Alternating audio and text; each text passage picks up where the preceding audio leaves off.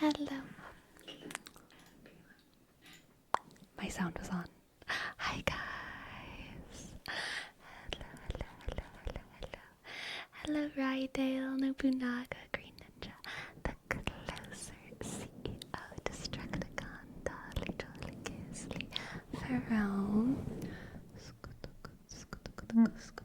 Hello IH Tob. Hello Eth. Hello. Welcome in. How are y'all doing? Hope you're doing well. It's gonna be an early stream today. Thank you so much for this hype train, y'all. What the heck? So many early subs. Hello. Little Trappist. Thank you for your prime sub. Thank you.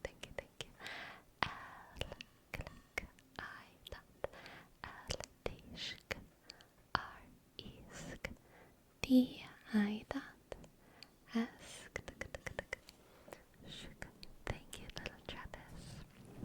KFC, thank you for your sub. They must think I'm a German boy who gets to play Fortnite while drinking cola the way I be saying yippee. We're so back. We are so back. KFC, Serbia, thank you for your sub. C-S-E, click arshk, B-I-dot, A. Thank you, KFC. Nobunaga, thank you for gifting a sub, Nobunaga. N, click, O, B, shk, U, N, A, sk, G, shk, A, U, click, W, click, U, sk. Thank you so much, guys. Thank you. And Susanna Jean, hello. Susanna. Hello, thank you for your sub. As you shook, as a sk, and click, a sk, G sk, E, N, E sk. Thank you so much. And XX Dova Bean, what a good name. Dova Bean, Aloxine, Los Varin. Thank you, Dova Bean. X click, D, O shk, B, A shk, H shk, B click, E shk, A, N shk, X. Thank you for your prime. And Nobunaga, thank you for gifting another sub. Thank you, Nobunaga. And click Osk, B shk, U, and shk, A, G, click A, U, W, U, shk. Thank you very much. Hello, Isolated Matrix. I'm doing well today. How is, your hemisphere and stuff? Tuning in from Washington State, so we're basically neighbors. Very nice, Nova. Hello, my neighbor. And Green Ninja, thank you. Thank you for gifting us up. G, shuk, R, click, E, sk, E, N, sk, N, I, dot, N, shk, J, sk, A, N. Thank you, Green Ninja. And Weirdo Shrub, 15 months, Weirdo Shrub, crazy. Thank you, Weirdo Shrub. W, sk, E, I, shk, R, sk, D, click, O, sk, S, H, sk, R, sk, sk, U, B, shp. Thank you, Weirdo Shrub. Da-da-dun. Brand, DC, thank you for your sub. 11 months. Crazy.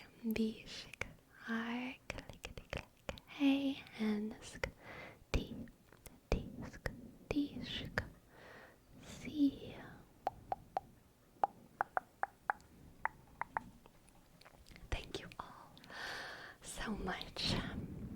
are you doing? How are you doing? How's your day going, Sleepy? My day's going great. I went to the gym this morning and I did a good leg day, and I'm feeling good. I came back and I edited a video, and then I recorded another video.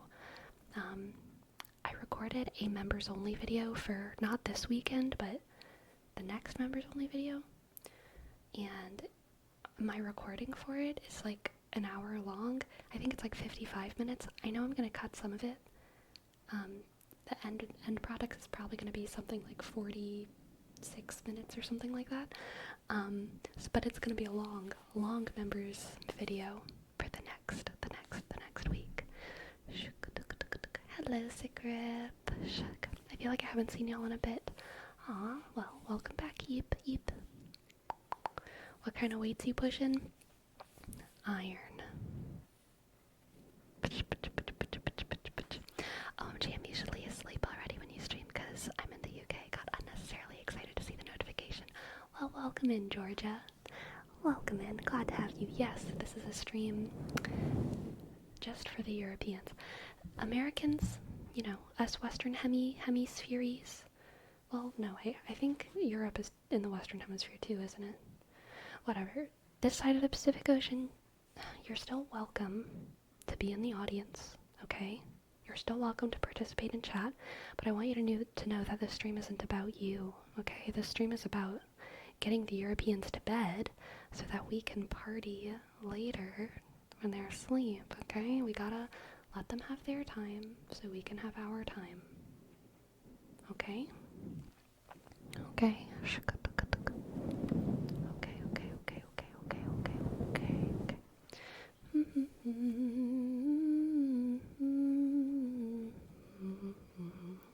Sleepy, was it all okay yesterday? Asking because you don't usually move your schedule unless something's going on. Yes, everything was fine yesterday. I was feeling a little bit energy-wise, I just wasn't feeling great, and I knew that I could do the stream today, and so I was just like, you know what? I'm just gonna do the stream today. That's basically what happened. But I'm glad that y'all are so accommodating to my shift in the schedule. Thank you. Loves your new video, but I was personally offended by the Gemini comment as a Gemini. Hey, Aunt Dumb, if it's any consolation to you, I want you to know that I was playing a character who was at least a little bit dumb, okay? And us of higher IQ know that Geminis are actually based and, like, at least as good as all of the other signs, okay? We know.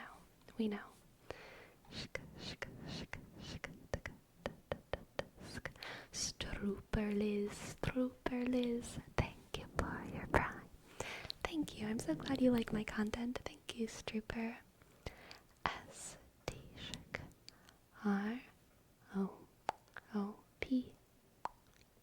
click R L-I dot C.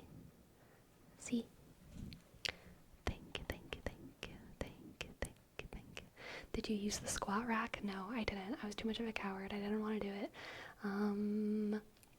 I think... So, I've noticed that the gym is super empty on Sundays. Sunday mornings.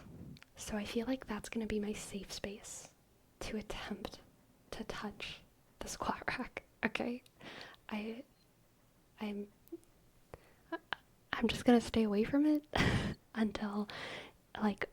5 a.m. on a Sunday, alright? That's the plan. You're gonna wait until no one's in the gym to try it? Yeah, I literally want no one in the gym except for me and, an old man on the other side on the treadmill. That's all I want. Okay? Black Eagly, thank you for your prime. Thank you.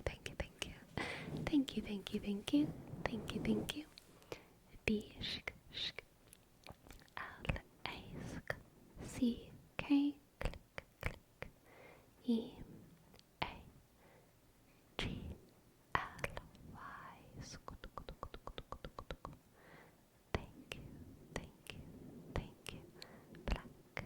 eagerly.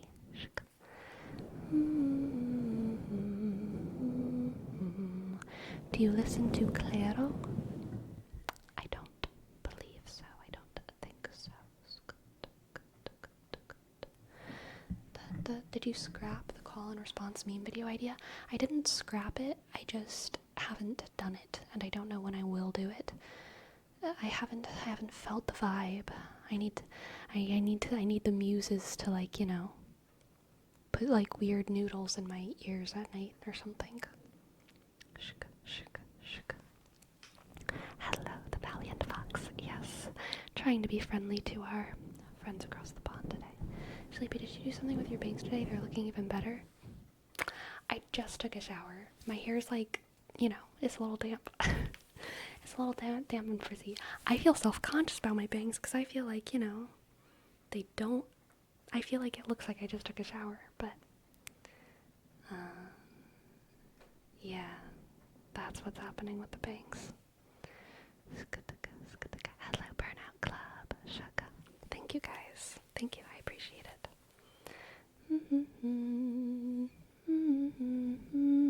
Oh, Sinchobe, thank you so much. Let's see. Thank you, Destructicon. Sinchobe, hello. How are you today? Can I get a general read before I gotta go mod? Yes. You sure can.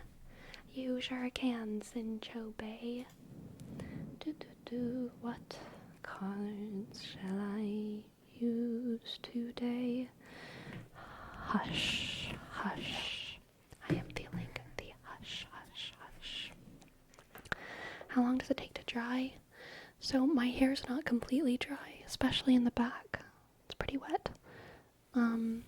But oh, I just dropped a card.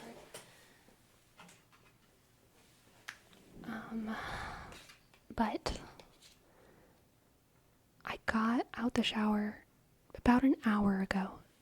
For my hair to dry completely, probably like 2 hours. Oh, I just like messed up my elbow, but it's fine. Yeah, probably like 2 hours. 2 elbows, 2 hours. But after 1 hour, you know, I can pass from the front.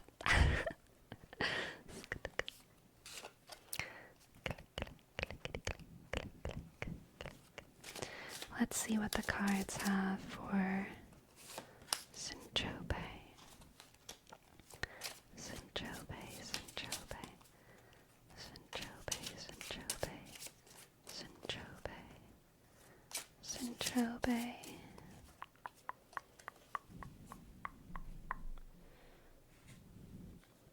We have the moon, the 3 of Wands,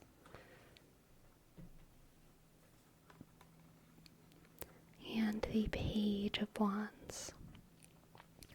The moon, the 3 of Wands, and the Page of Wands. Alright, Sinchobe.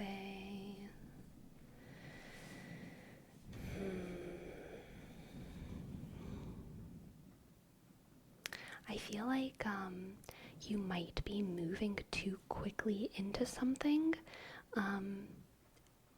to realize something very important about the nature of what you're moving towards, okay? There's something that you're moving towards relatively quickly, relatively excitedly, and successfully, even with that 3 of Wands. I don't think it's a bad thing. There's nothing like bad in this reading, but there's something about the nature of what you're pursuing, the nature of the journey you want that you're on, that because you're moving so quickly, you're not like quite seeing the truth of its essence. You're not quite seeing the truth of its essence. Let's get another card. We have the 7 of Swords. Interesting. So, Sinchobe, I think there's some kind of new-ish endeavor or chapter that you're on, and you're excited to be moving forward in it, and everything is going well. And I think you don't realize what this Seven of Swords is telling me is that right now you don't realize what kind of difficult moral or ethical situations this path is going to lead you towards. I think you're the thing about the nature of the thing that you're like not seeing is that it's not a perfectly pure path. Okay, you're not on a perfectly pure path, and you might all of a sudden realize that you have like that Breaking Bad moment, you know, of like, I think I might have to do something bad in order to keep going. I think I might have to, it's probably not going to be murder though, thank goodness. But yeah, there's something a little bit dubious that you're going to be kind of encouraged to do on this path. And I think that you can't see that yet because you're having so much fun and because it seems so nice and pure. But there is something a little bit impure about this path, okay? So it's good for you to realize that. Realize that. Let's read some words from our Ethereal Orbs deck as well. Ethereal Orbs deck as well. Shook, shook, shook.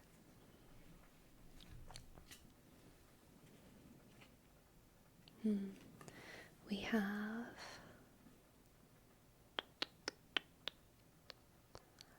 a tarp, a tarp, a tarp.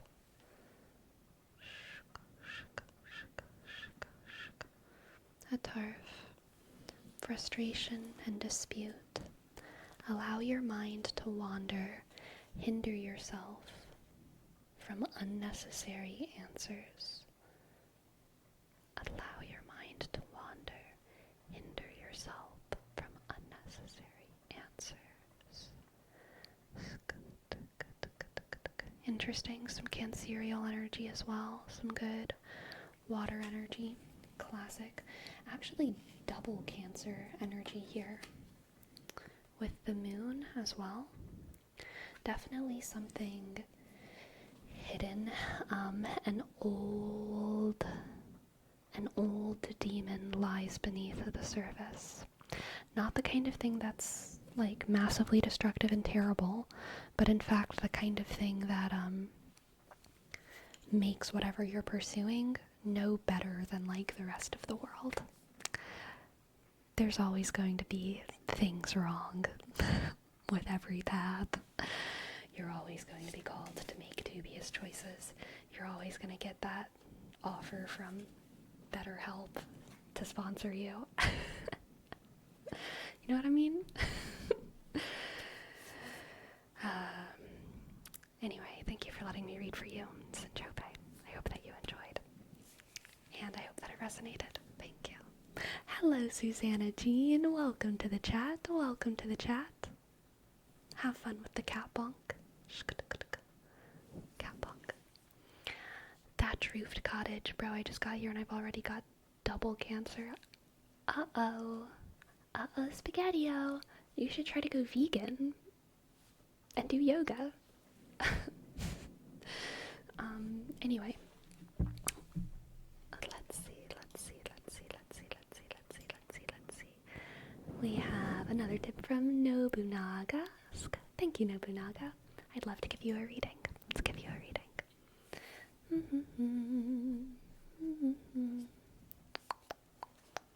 Hello, Brother Jigs.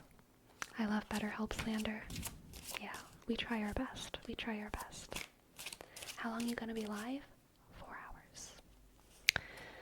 Shook. Sleepy, why is Moon considered a Cancer card? The Moon is in Domicile in Cancer. Every different astrological sign, star sign, sun sign, has a celestial body that is in domicile within it. Or actually, I should say that the other way.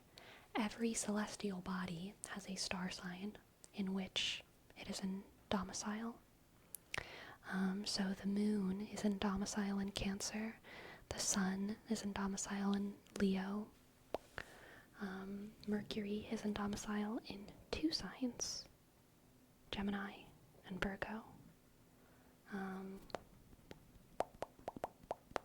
Venus is in domicile in Taurus.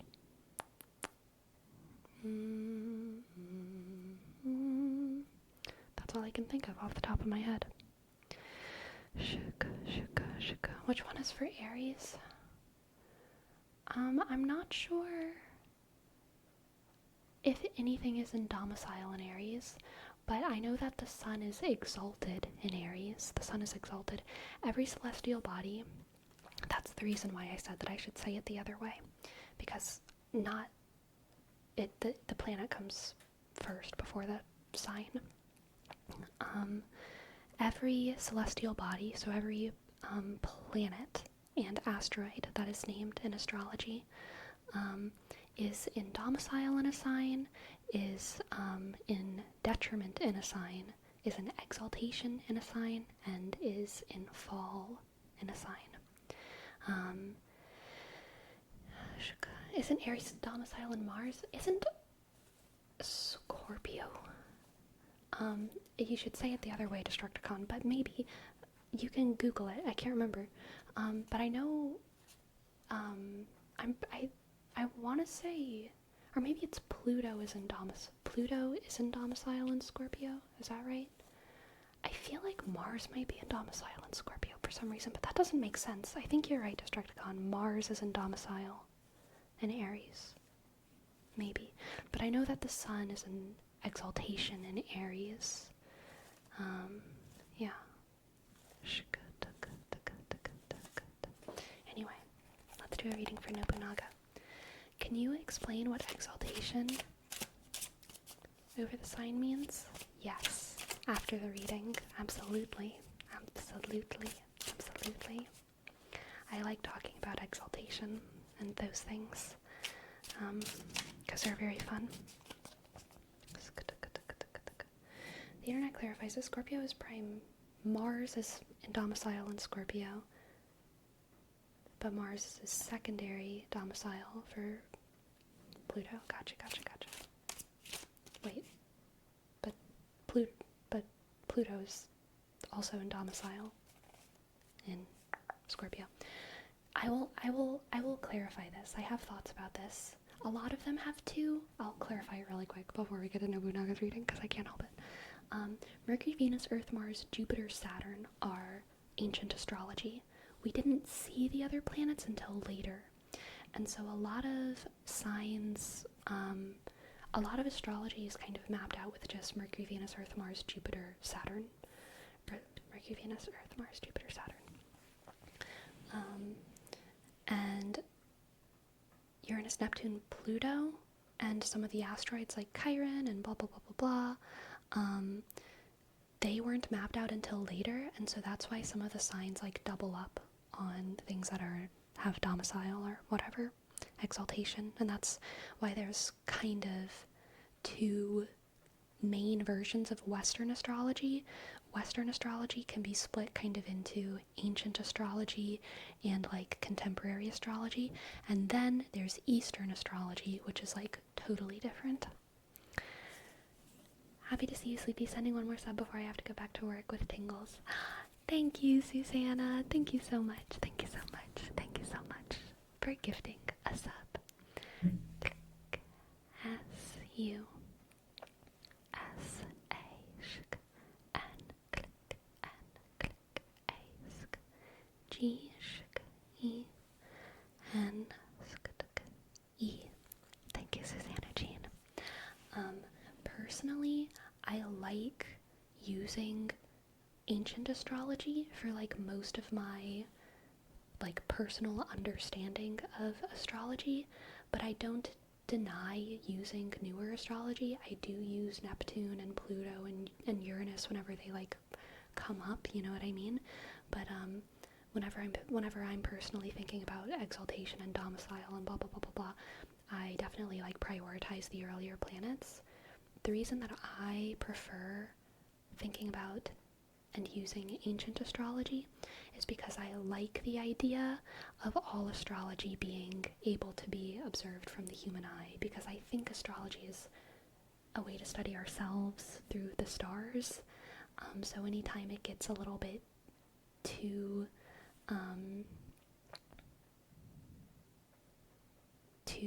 removed from like the human experience of looking at the sky, it makes me feel a little bit less invested or something like that.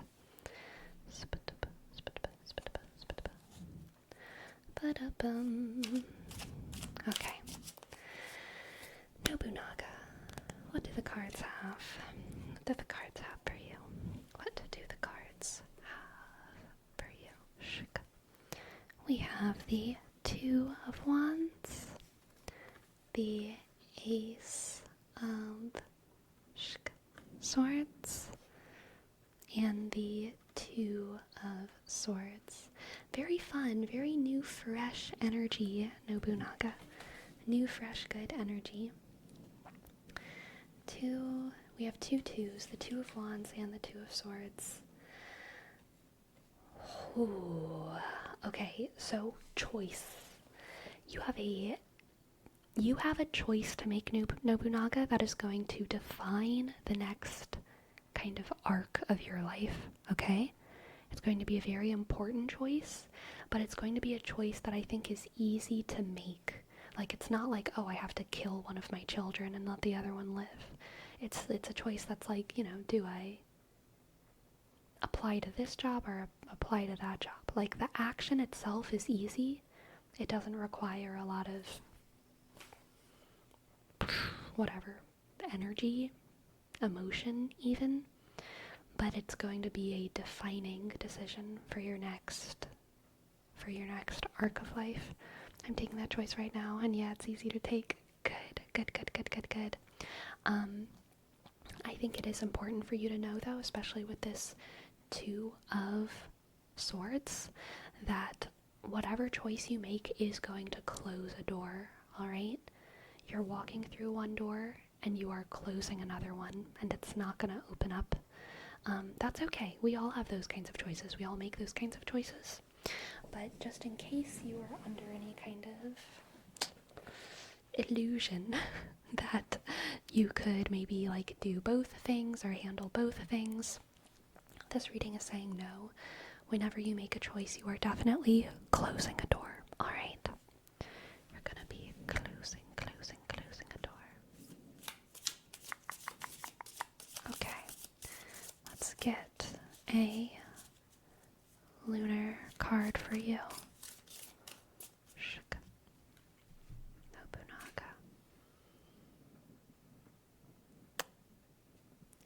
Nobunaga. Ugh. Why did you give me this card? I don't know how to see this. Why did you do this to me? Let's try together. Let's try to get it together, okay? If we can get it in focused.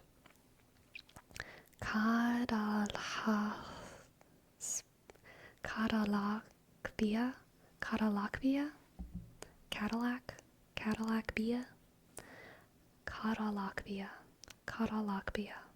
How do y'all feel about that? Cadalakbia.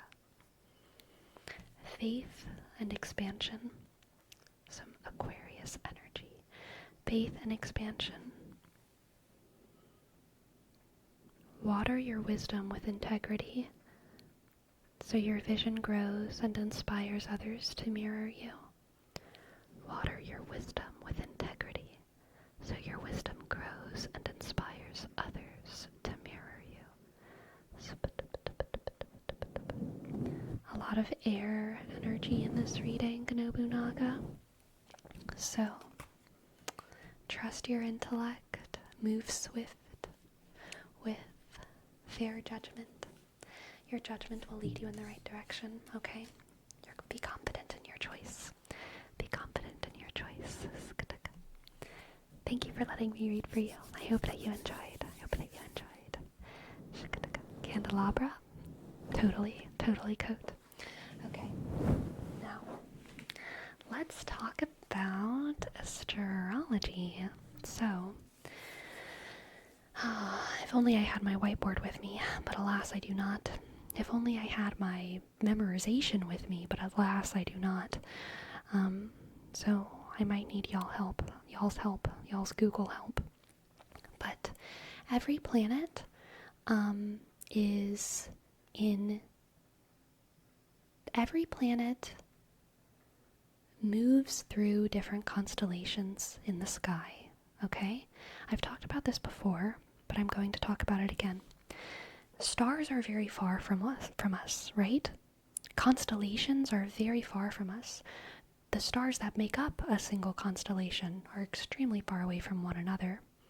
Constellations kind of stay together, and in the sky they move very, very, very slowly, okay? Very, very, very slowly. And planets are pretty close to us. That's part of what originally distinguished them. They're the stars that move faster than the other stars from the naked human eye, right? They're very bright and they move very quickly. And a lot of times they move kind of through constellations. The sun also moves through constellations, very obviously.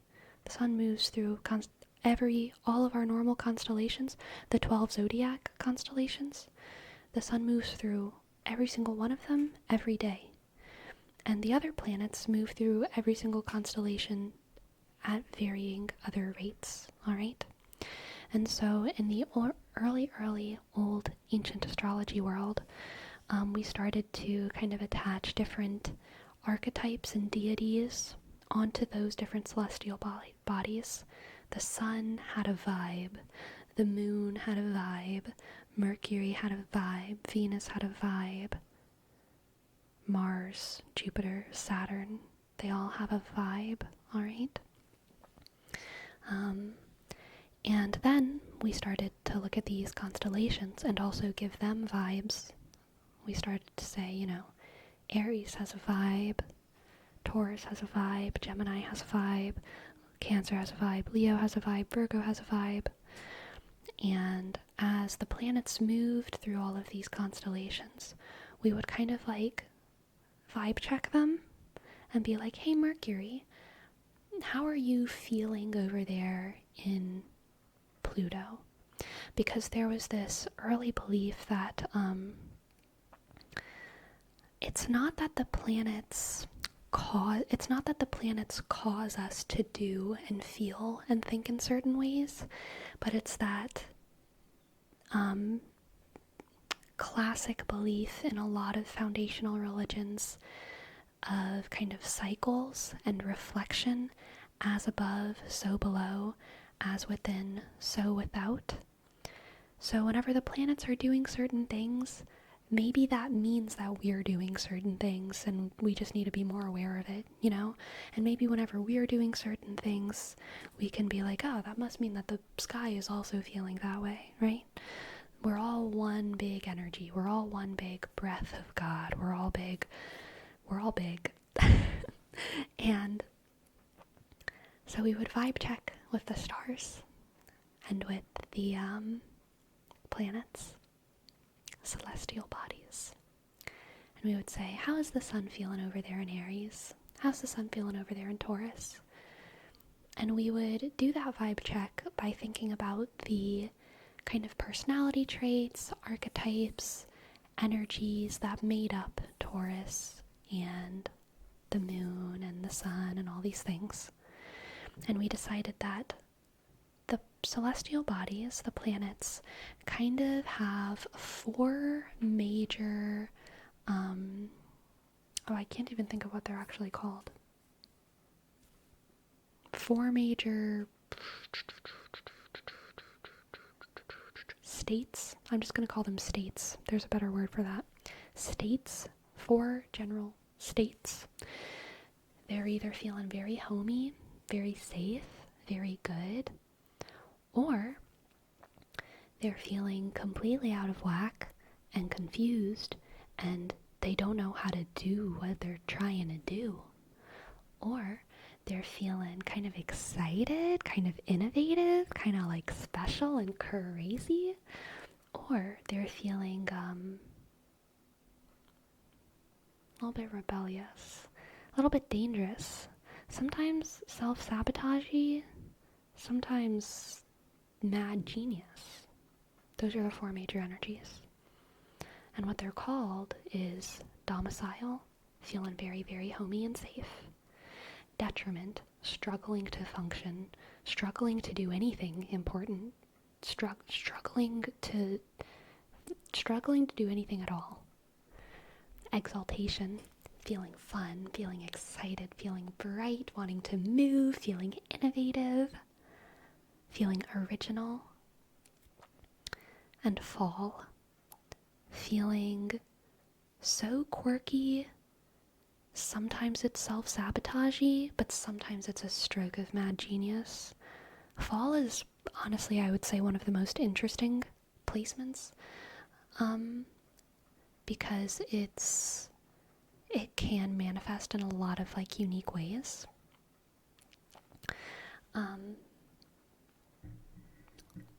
So yeah, those are kind of the four placements. It's still not the right word. 4 states of the different that different celestial bodies can be in. And so the sun is in domicile in Leo. That means that Leo has this. Leo and the sun have almost an identical energy, and it means that Leo and the sun, or the sun in Leo, is all about sight and clarity and revelation and kind of the ease of growth, the ease of performance. We get a lot of like what the sign actually means from looking at whether different planets are in domicile or exaltation or detriment or fall within them. The sun being in exaltation in Aries means that things aren't always as clear as they might be in Leo. Things might not be obvious.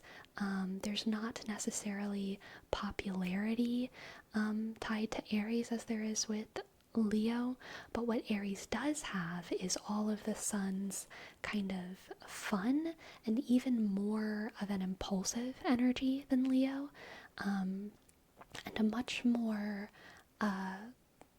maybe this kind of goes with the impulsivity, but like a much more kind of fiery, sparkly vibe than Leo. Leo has a lot of grace. Aries is kind of like a firecracker, okay? Yeah.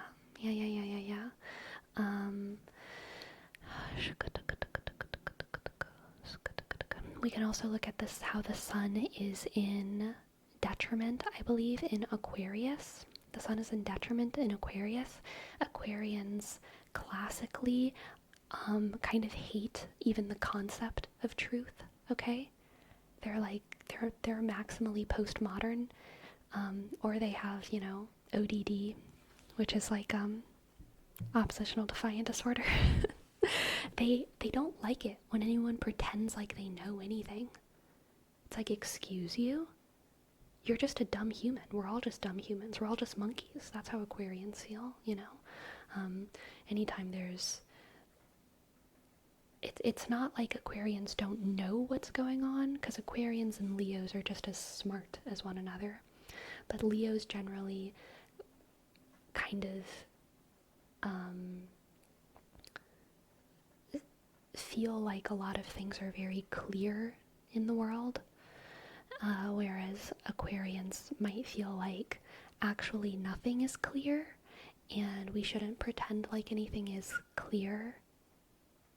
And we can kind of attribute that to the sun being in detriment in Aquarius.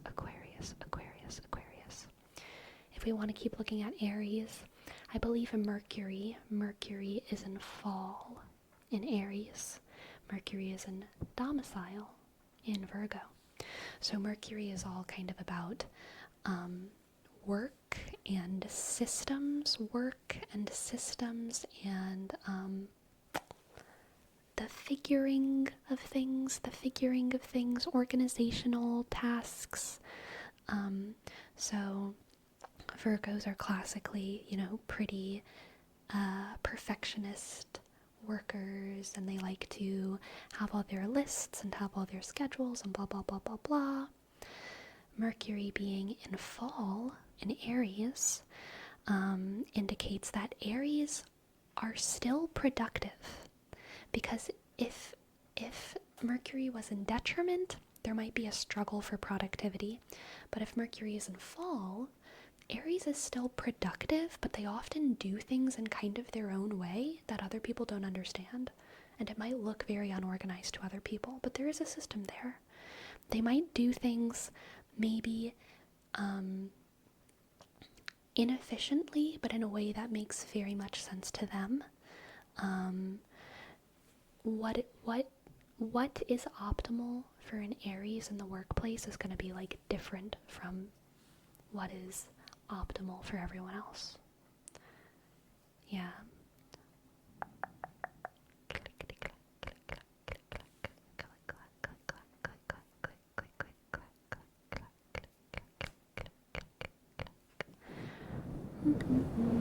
This might be a dumb question, but how did astrologists determine what behavior attributes to ascribe to which planet constellation combo? Surely there are some that occur at the same time. I don't know. I don't think anyone knows. I think it was just magic.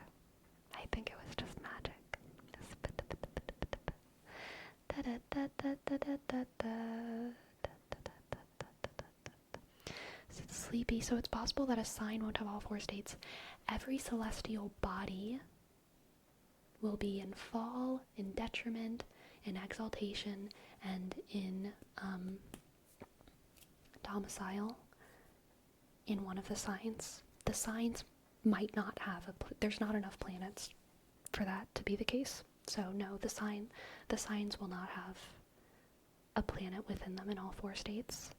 The signs don't have the states. It's the planets, the celestial bodies, that have the states. And we only have 9 of those. 9, 10, 11. We only have 11 of those with the sun and the moon and Pluto. Those are the primary ones. Like you said, the planets have the 4 states, but do the signs get them too? No, because the signs don't move. The signs don't move. Well, okay, that's not right. The signs do move, but they don't move in and out of other constellations. The signs don't move, like, Aries is never going to be moving into Virgo. It's the planets that move into signs, and they are either in domicile, in fall, in exaltation, or in detriment.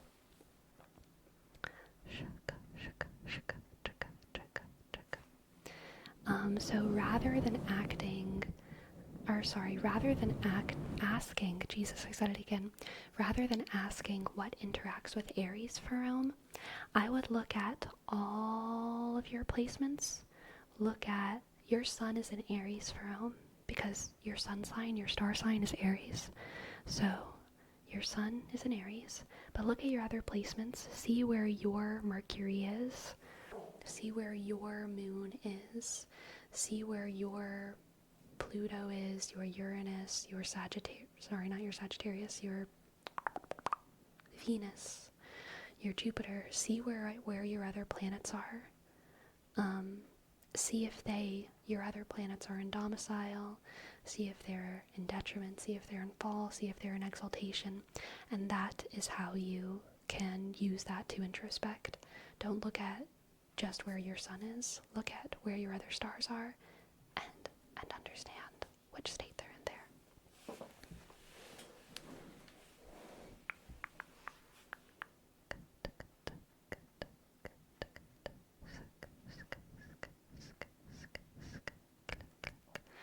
is the sun in fall in Libra? Is that true? I didn't even know that. Is that true, Destructicon?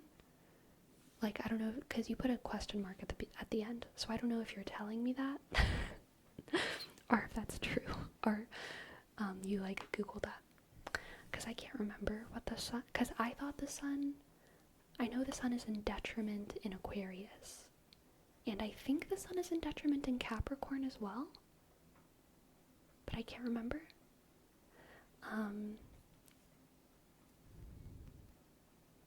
But the sun being in fall in Libra, that's what I found online. Okay, yeah, okay, then that works. The sun being in fall in Libra means, okay, actually no, that makes perfect sense. Because the sun is really about truth and clarity. Truth and clarity. That's what the sun means, truth and clarity. Capital T, truth, and clarity. And popularity. Truth, clarity, popularity. Those are like kind of the things that we associate with the sun. And Aquarians with the sun in detriment have a bad relationship with truth. They kind of don't even believe that truth is possible to understand. Aries is just excited. Excited to be alive and to be running around and doing stuff. Sun is an exaltation. Leos find it very easy to be popular. They tend to see the world as it is and not have too much of an issue with it. They don't have too many issues with authority. Libra has a relationship with judgment. We decide what's true. We decide what is good and what is bad, and balance is always correct. That's what Libra says, which makes sense. That feels like truth is operating in a unique way. We decide what is true. It's not about what is true out there, some cosmic truth. It is about how we decide to move forward. It's very words Shalon coded. What's Shalon's I have a sneeze in my nose. What's Shalon's thing? Her group, her faction in Stormlight Archive. I can't think. Weavers, color, word,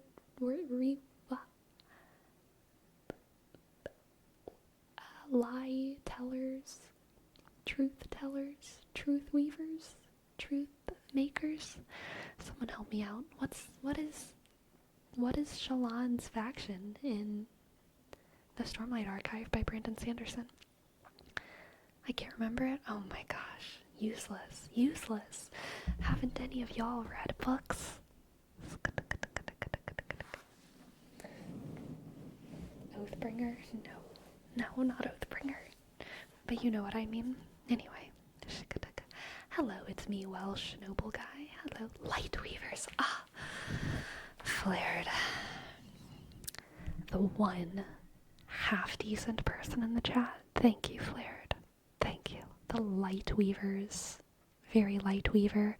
Libra, very Lightweaver. Very Lightweaver. Was that a satisfying explanation, though, Destructicon, that the sun is in fall in Libra because truth becomes kind of aesthetic? Like, we decide what is true, we decide what is beautiful. Sleepy, how do I look for Aries placements? You're asking the wrong question. You don't look for Aries, you look for you. Okay? Go over here, okay? I'm gonna link you something. I'm gonna link something in the chat.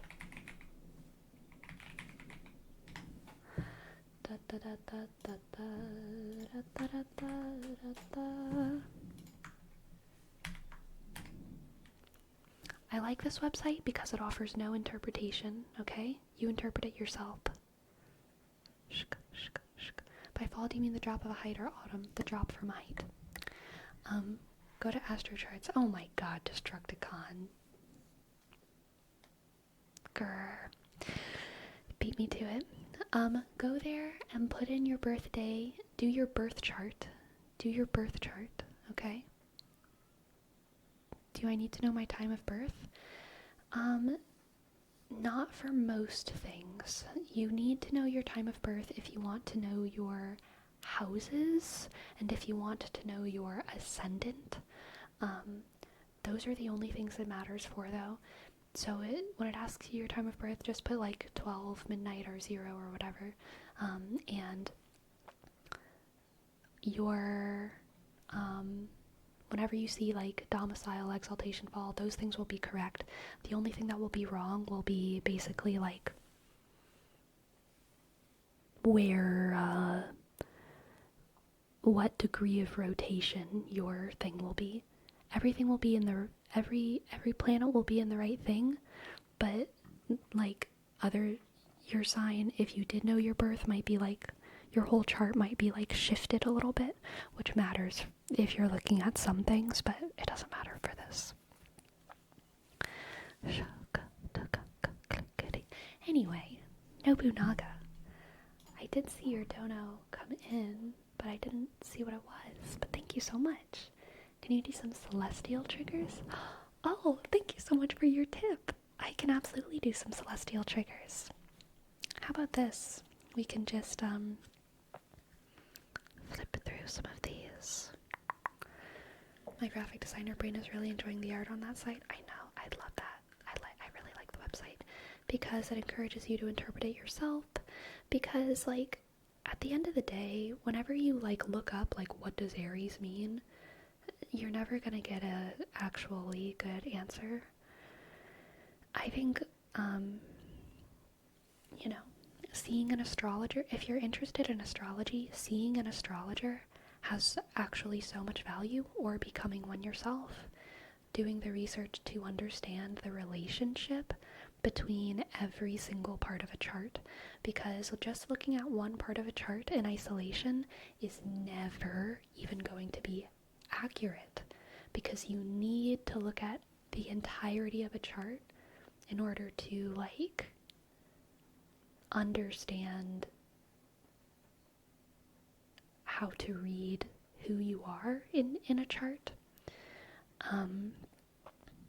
It's kind of like Googling like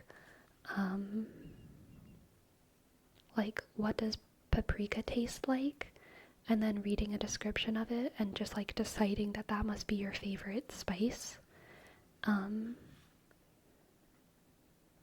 without ever like eating a whole meal made with like multiple spices and stuff. It's like weirdly detached and it doesn't make sense.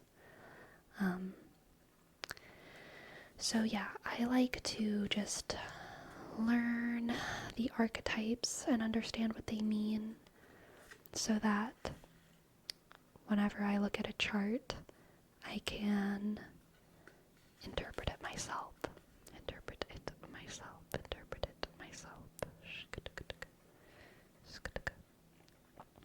So this deck is based off of lunar astrology. So most of astrology is based off of solar astrology, which, as I kind of talked about, is about how the sun travels through all these different constellations every 24 hours. The moon goes on a slightly different path every 28 days. It's moving around and it does things. And every 28-ish days, it's a little bit over that, it's like kind of between 28 and 29, it moves through all of these different constellations. Some of them are the same and some of them are different. And I don't practice lunar astrology, but I do think it's very beautiful and interesting, and I would love to know more about it at some point.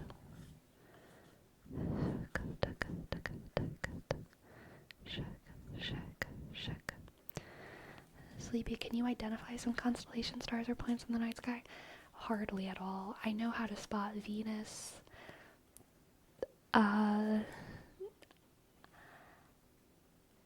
Sometimes I know how to spot Mars. I know how to see the bunny and the man and the moon. I know how to see the moon and the sun. But that's basically it. Orion's belt I can spot. I can spot Orion's belt. Sometimes I can spot the dippers, but honestly I can't, like, half the time. Yeah, that's it. Are there lots of types of astrology? Yes. Yes.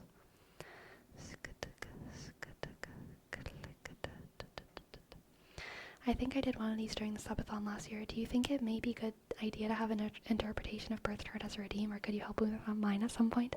So, like, yes, Jerome, I have considered that, but here's the thing. It would literally take at least an hour. There is no way for me to do it briefly. And so, also, no, it would not be a good redeem. Because it would be, first of all, it would be, like, weirdly too focused on, like, one viewer, which is kind of a lot.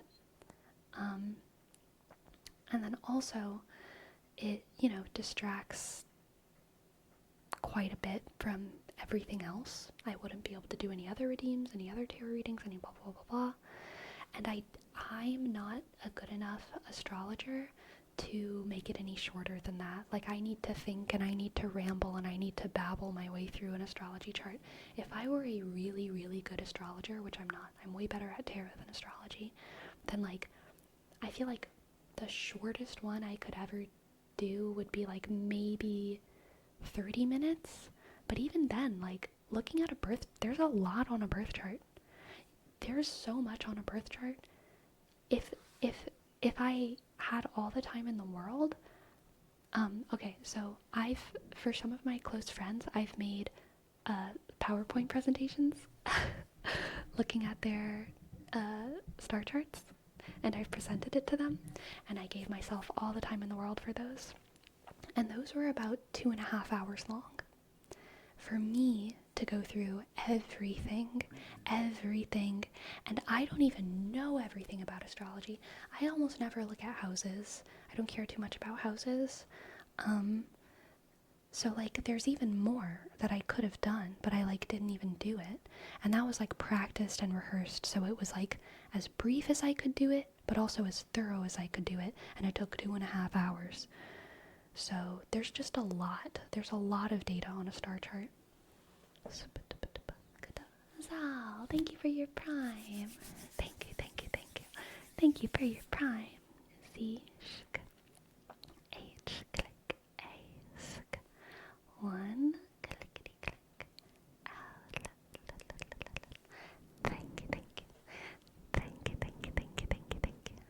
Thank you. Still, 30 minutes is a long time. Agree doesn't fit for a stream unless it was subathon. Yeah. Astrology is harder than astronomy. Depends on the brain. It depends on whether or not you're an Aquarius or a Libra, honestly.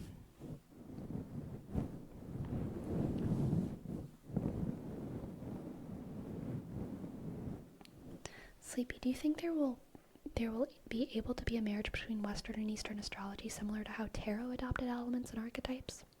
Or are they too fundamentally different? They are too fundamentally different. They use different calendars. So the archetypes of both systems are useful, and by some astrologers are used in both systems. And there's also other sort of esoteric schools that take from both Eastern and Western astrology. If you look at human design, I'm pretty sure that takes from both Western and Eastern astrology.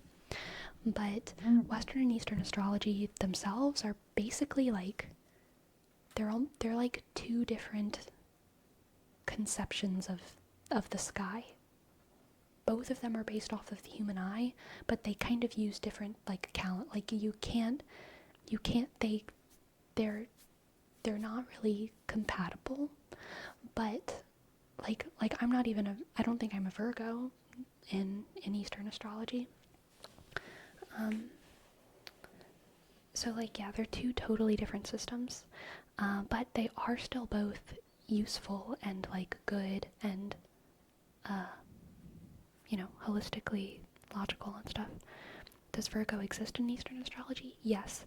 It uses the same signs. But on a different kind of time scale. It's very... I can't speak too much about it because I don't know it. I don't know it. But it's I don't think you could just mesh the two systems together. You kind of, whenever you become an astrologer, you kind of have to decide, like, okay, am I going to do Eastern astrology or Western astrology? And if you're in the West, you usually do Western astrology. Apparently it's referred to as Kanya. I've never heard that. I've only heard it described as Eastern astrology, but Eastern astrology is a very English phrase, so I would not be surprised if they have a different word for it. Kanya. How do you learn about astrology? I've always had an interest, but not sure how to get into it. I learned tarot first, and tarot had so many intersections with astrology that I eventually just kind of started learning astrology naturally. And then I started being more purposeful about it. And I used the tarot a lot to study astrology, looking at like the major arcana and seeing kind of how they could inform my ideas about the different star signs and the different stars. I watched a lot of tarot and astrology streamers on Twitch, honestly, as well. Oh, the Virgo equivalent is Kanya. Gotcha. Oh yes, Vedic astrology. I have heard that as well. Vedic astrology. Thank you, Destructicon, for clarifying. You think it's possible to learn both? Yes, many people have. Or I think it may be too confusing to have two different concepts of everything for the same topic. Many people have learned both, and they are very smart and very cool for having done that. The human brain is great, like, if you can speak multiple languages, you can definitely learn two different astrology systems. Is there any type of astrology that's the hardest? No, I don't think so. I don't think so.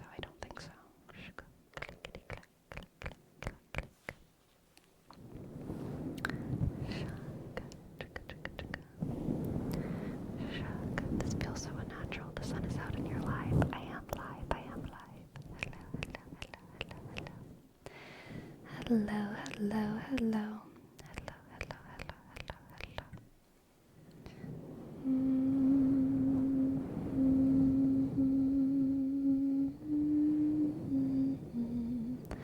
I feel like language seems easier than astrology. I'm so lost in this topic, but so interested.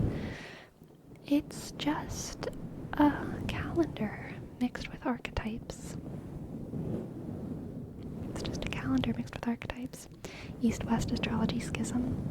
I would call it a divide and not a schism, because there was never like a divorce, like the church, the great schism of the church was like a divorce, it was like the Greeks were like, actually we hate you, you suck, we're leaving, bye. Whereas Eastern and Western astrology, it was kind of like everyone was looking at the same sky, but they were very far away from each other, so things just evolved differently. But, I mean, generally throughout history, as far as I know, astrologers have respected other astrologers.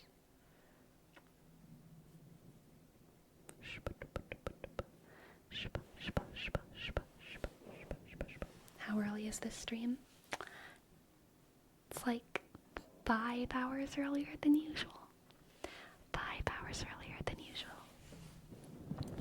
Nice to be here and listen to you talk about astrology for a few months, but I have to go. Farewell, Diego Zaki. Farewell. Let's go.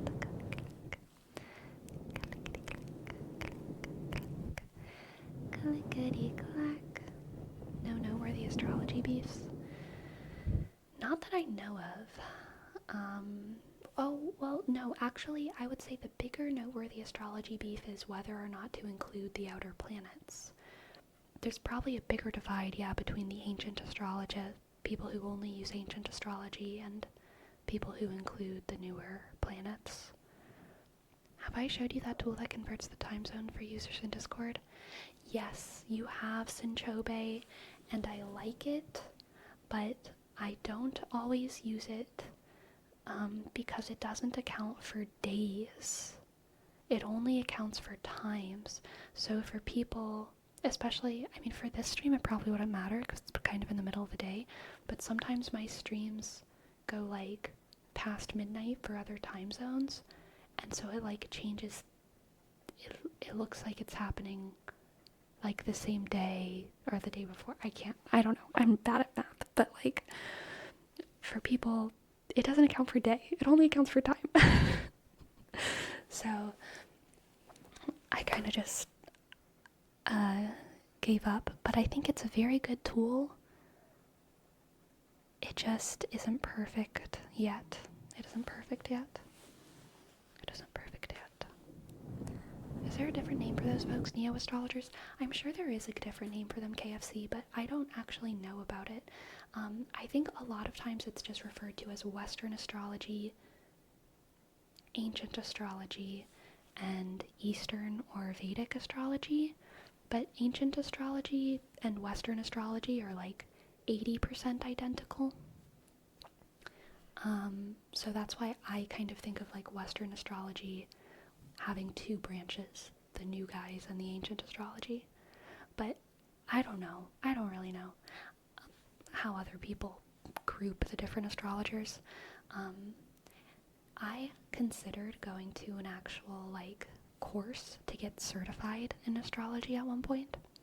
I might still do that in my life. Like I would love to take a formal course in astrology and have like a certificate that says I'm an astrologer.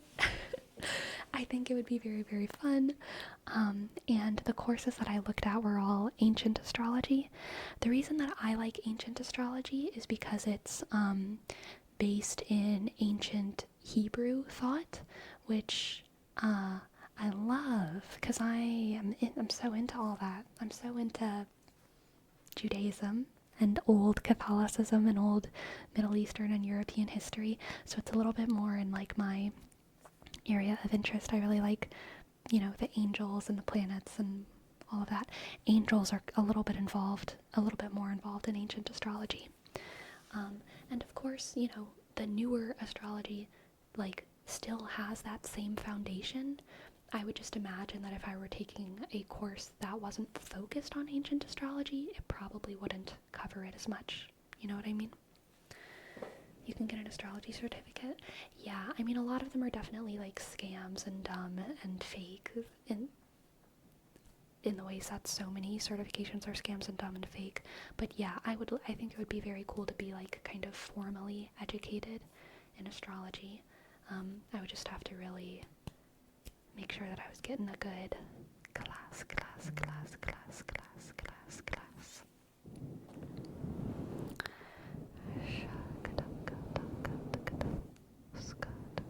Would you ever like to be a historian? What makes someone a historian? I don't think I'm ever going to get a degree, but I certainly do talk about history a lot, and I have read a fair bit of history. So I'm a hobbyist. I'm a history hobbyist. But like, I don't know what makes someone a capital H historian in your world. Slavic paganism is underrated. Highly recommend. I know nothing about Slavic paganism. I would love to learn.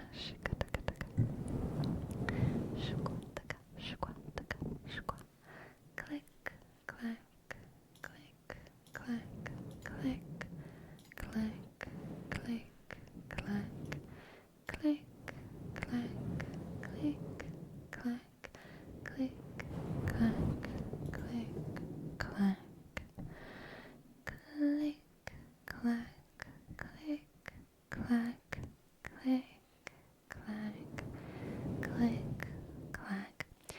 favorite part of history, if you have one. I don't have a favorite era of history. I gravitate more towards topics and learning specifically how that topic has moved throughout all of history. You know what I mean? So like, name any era, and I'm like, I don't really know everything that happened in that era, but I kind of know everything that's happened to nuns throughout all of history. You know? I'm really into like looking at a specific group or looking at a specific topic and seeing how it's moved through all of history. Nuns are definitely one of them. I really like Catholic history in general.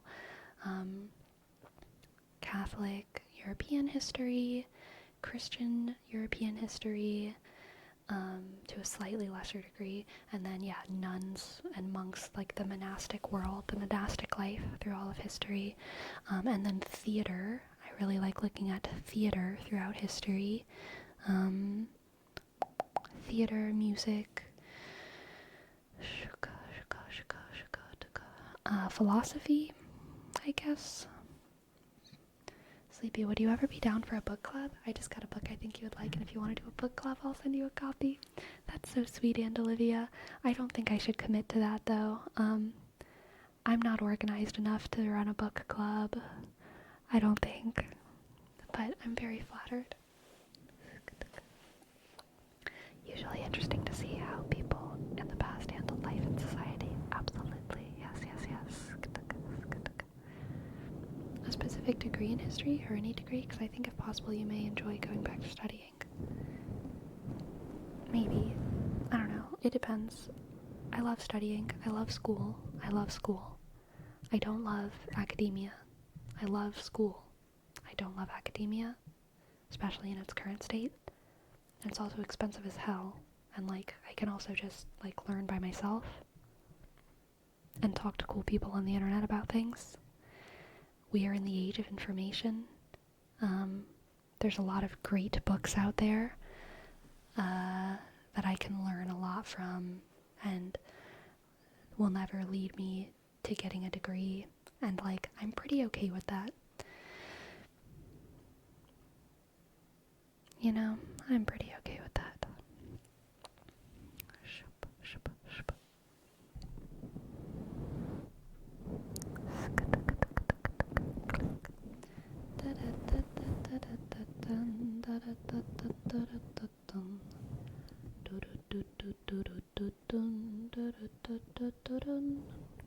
One of my favorite streamers has a book club, and sometimes we read manga, and the book clubs are so cool.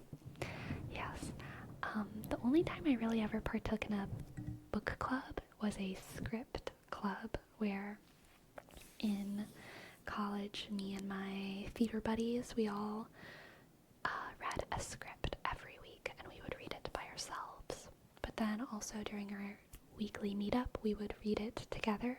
And it was just a read through, so we weren't like, you know, on our feet playing the parts or anything. But we would read it together, and we all had a part, and it was dramatic. And then afterwards we would discuss it, and it was so fun. It was so fun. I really loved it.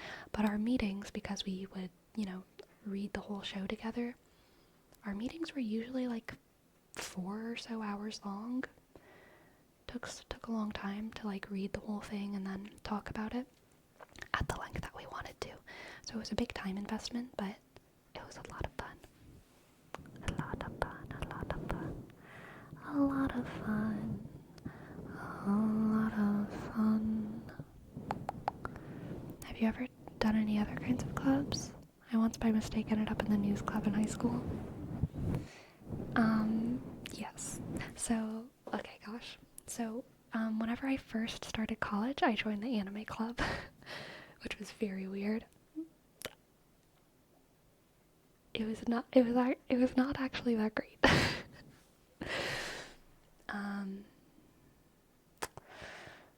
I don't even know how to describe exactly why it was weird.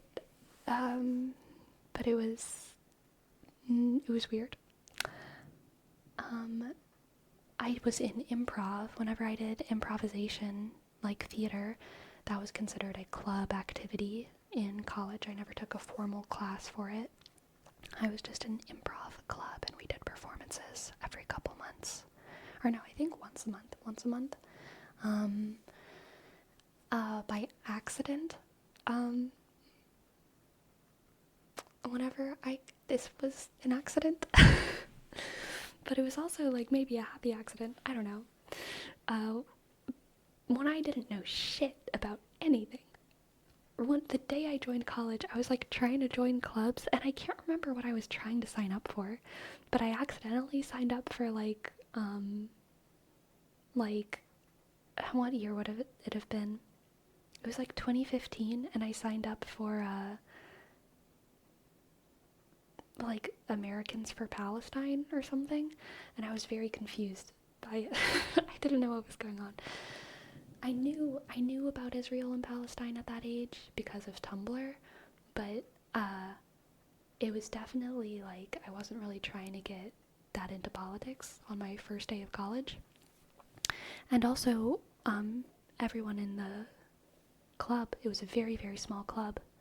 I was the only white person, which is fine, but it was just like an accident.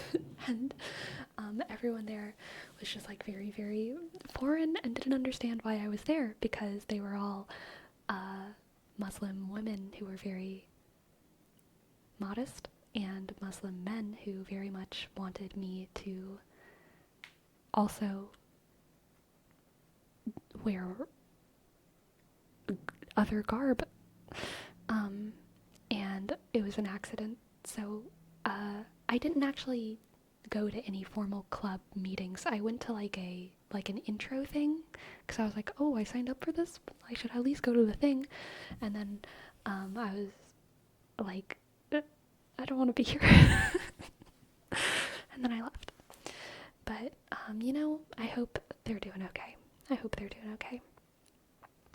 Sleepy jumped into the deep end of clubs. Yeah. Ryan Gosling, thank you for your sub. Thank you for your sub. Ryan Gosling. Are you the same Ryan Gosling that became a YouTube member like 2 days ago? Are you the Ryan Gosling? Am I noticed by a star? Arshk, Y, click, Ask, N, G, O, S, L, I, dot, N, shk, G, shk, V, sk. Thank you. The real Ryan Gosling, by the way. I think so, honestly. Only the real Ryan Gosling could afford both a Twitch sub and a YouTube membership. Right? That's... Damn. Thank you.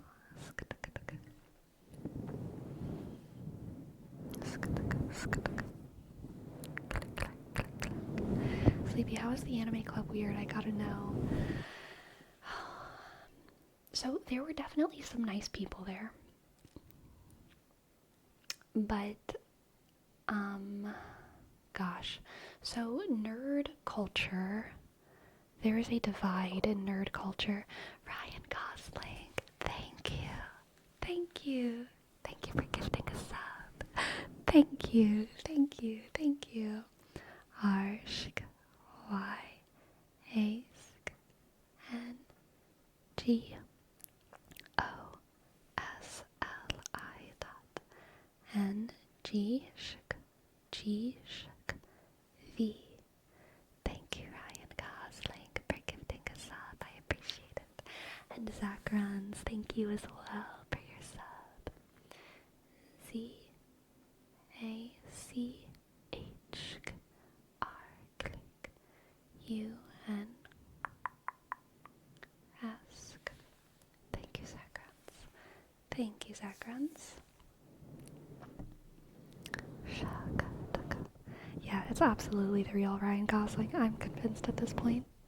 I'm convinced. Okay, was it weird funny, weird sad, or weird uncomfortable? I would say it was a mix between sad and uncomfortable. I love nerds, okay? I love nerds. I love geeks. I love pop culture. I love anime, even, and video games. But there's a lot of people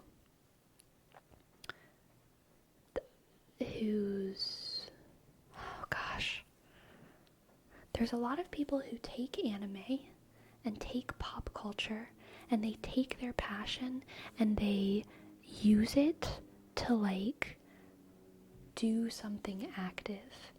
They become cosplayers. They become artists. They become video game programmers. They become LARPers. They become theater majors. They take their passion for the thing and they like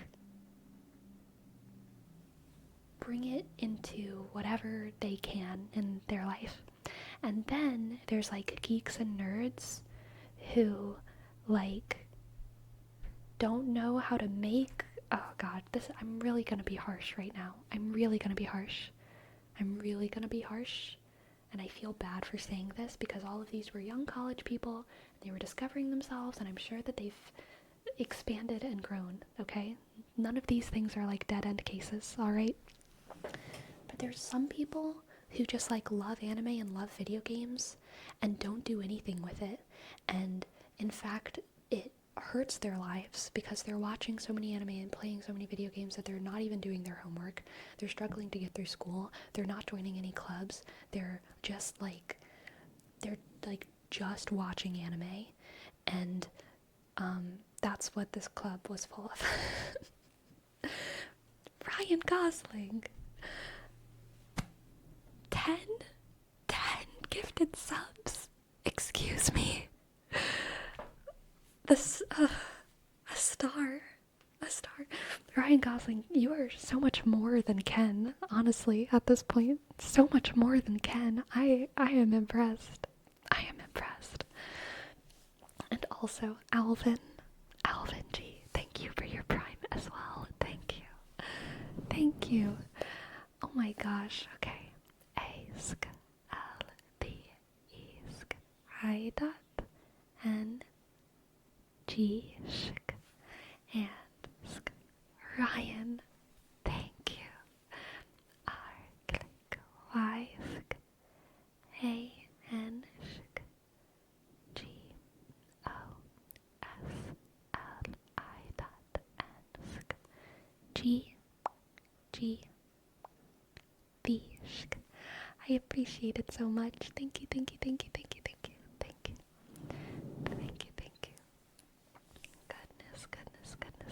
Goodness. Yeah, hobbies can sometimes develop into addiction obsession.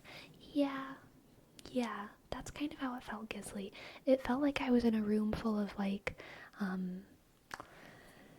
sad people who, like, didn't want to live life, but also,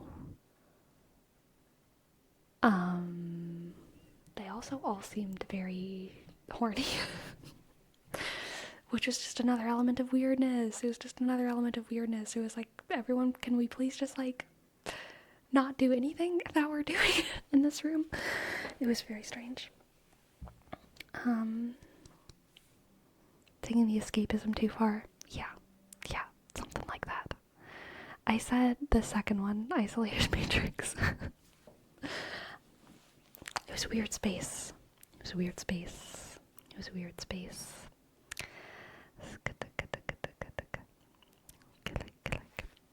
But yeah, agree, sleepy. Some people end up being consumed by their hobbies and end up living in a bubble surrounded by it instead of using the hobby for something, even if it's just for fun.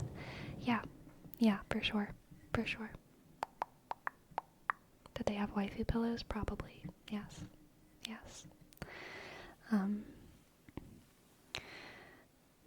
But I did consistently go to their club meetings for about one term.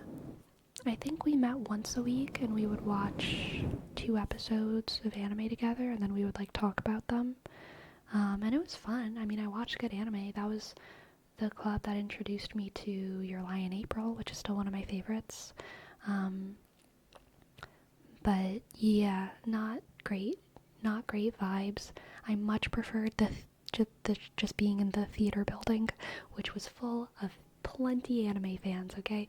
Plenty anime fans in the theater building. I did not need to go to anime club. So club culture is actually a thing in the US? Oh yeah, definitely, I would say. Sleepy, would you ever buy a waifu pillow trying to size your level of anime fandom? Are you trapped in the bubble? No, definitely not. No. I like hugging a pillow when I sleep, and I like that pillow to be like normal. Like, I don't want it to be a person. I want it to be a pillow. If I wanted to hug a person, I could probably achieve that, but I would really rather just hug a pillow, honestly. It's like kind of what I want. A pillow-shaped pillow, exactly. I learned the reason marching bands in Japan are mostly girls is because it's a club, and the boys mostly go into sports stuff. Ah, that's interesting.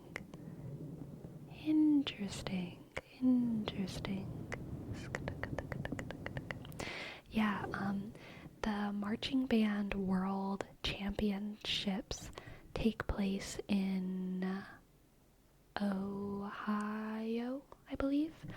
World championships for marching band, and it's all American teams and then like one or two Japanese teams, which is very funny. Like, the only countries that do it are America and Japan. And it's a lot of American teams, and then like I think one or two Japanese teams. Sounds like baseball. Oh, is that how baseball is too? I wouldn't know. How big was your school? Well, I'm talking about college right now, which was massive. I don't even know how big my college was. It was a massive college. One of the biggest colleges, I think, in the US. I mean, I think it is one of the biggest colleges for sure when it comes to like land space, but when it comes to the amount of students in it, I mean, I would assume it's big, but I don't know how big. My high school was pretty small though. But my high school also had a strong club culture. How do you feel about Ryan Gosling?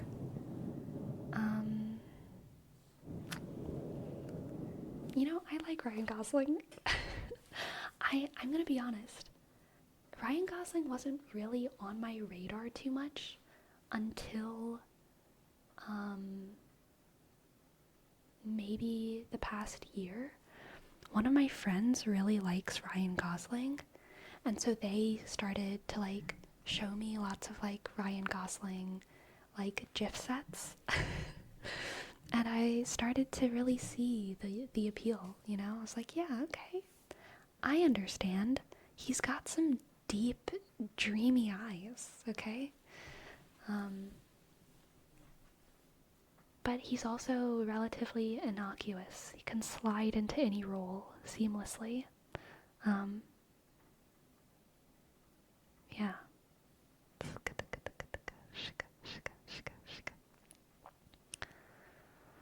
Have you ever traveled outside the US, by the way? No. But I might soon. Secrets. All I know about marching band competitions is from American Pie. I haven't seen American Pie, so I don't know. I am literally Ryan Gosling. I'm glad to know that you like my work. I don't know, Robosker. I feel like Ryan Gosling GV is Ryan Gosling. But I don't know. I'm glad you're flattered. Of all the male role models in Hollywood, Ryan is definitely one of the better ones.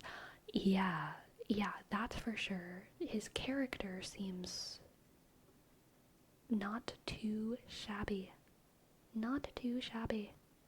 We gotta get you to watch the Ryan Gosling trifecta: Drive, Blade Runner, and Lars. I think I've seen Blade Runner, but I didn't like it. I don't like a lot of action movies, you know? They're not my thing. Ryan Gosling! Thank you. Thank you. Thank you for getting 5 more subs. Thank you, thank you. Thank you, thank you. Thank you so much. R shk Y click A N shk G sk O S L I dot N shk G G shk B. Thank you. Thank you, thank you, thank you, thank you, thank you, thank you. Thank you so very much. Thank you. Sleepy, you can't say that live on stream. What? That Blade Runner wasn't my thing?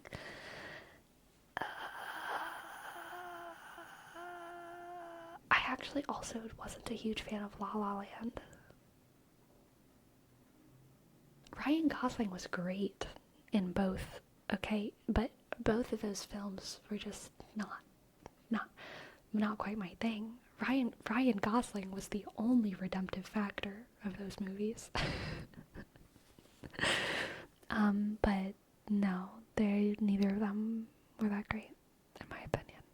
Well, I mean, no, the movies were fine. They just weren't my thing, okay? Emma Stone was good too. What's your favorite action movie? The Day After Tomorrow? Is that an action movie? I think it is.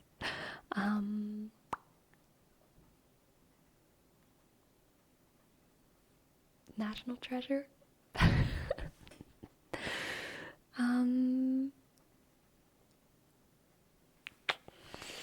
What about The Notebook? I also didn't like The Notebook.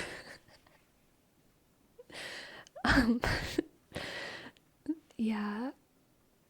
I didn't like The Notebook. I'm sorry. I liked Ryan Gosling in The Big Short. Damn, you know, I also didn't like The Big Short. Jesus. What Ryan Gosling movie have I actually really enjoyed? Sleep, are you sure you like Ryan? I like Ryan Gosling, okay? But I'm trying to figure out if I've ever actually seen a movie with Ryan Gosling that was in it. You didn't really like Barbie either. It's true. It's true.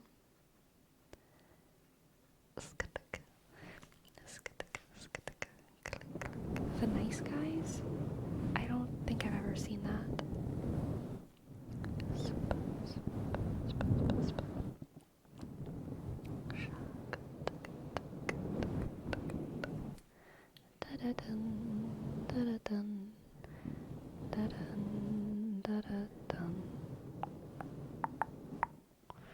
What about Rubber? I don't think I've ever seen it.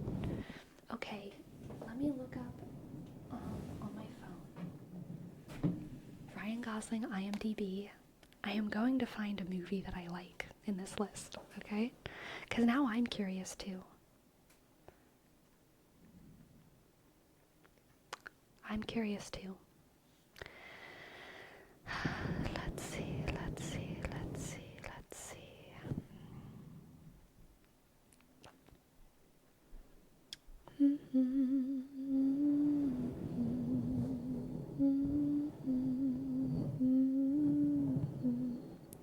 Scrolling through these movies, there must be one that I like.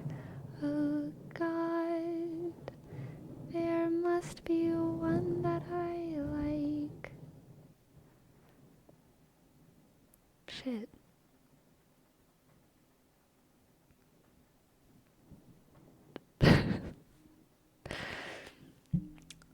I mean, I went back to 1995, which I think is as old as it goes. But, I mean, there's a lot of things I haven't seen here.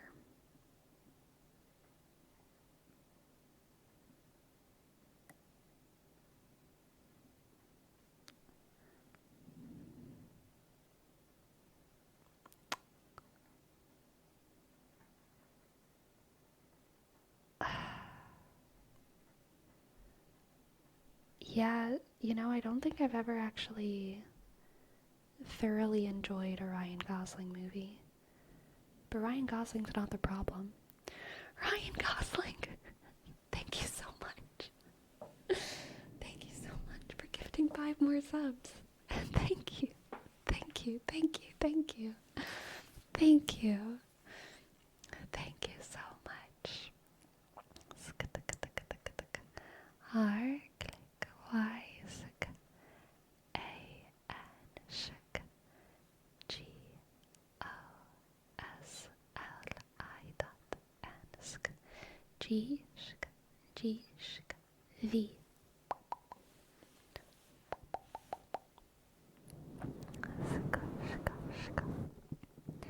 Thank you, thank you, thank you, thank you. CB, how does it feel that Ryan Gosling is your fan, but you're not? Look,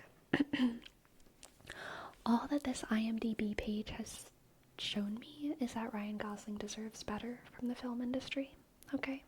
He deserves better material to work with.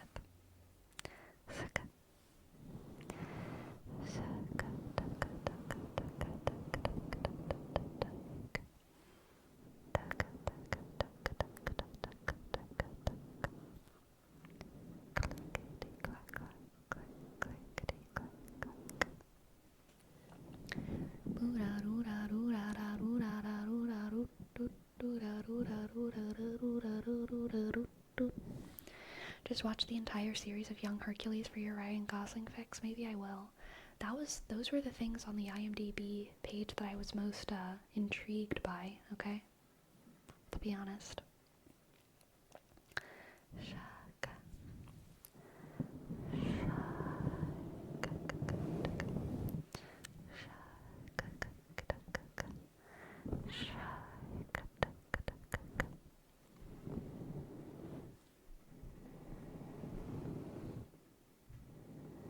Alrighty, but we'll wait for you.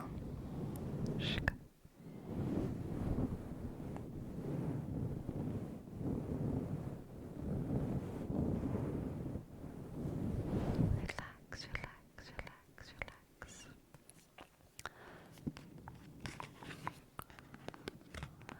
Dun, dun, dun, dun. Sleepy, latest movie that you've seen that you've enjoyed? Dude, I don't even know the last movie I have watched. I have not been watching movies. I think the last movie I watched was a documentary on Netflix about the teen, what's it called? The teen something industry, teen discipline industry. And I did enjoy it. It was a docu-series, I believe. A docu-series on Netflix, and I thought it was great. So maybe it wasn't even a movie then. Gosh. Oh, I watched American Nightmare. That was a documentary. No, that was a docu-series too, wasn't it? I have no idea. I don't even watch movies anymore. I don't even watch movies. Hello, Sarah Nico. Hope you're doing well. Hello, hello. And hi, Jump Maniac. Hello, hello. Hello. And Saki, sir, here's your name, Trace. S-A-S-G-Y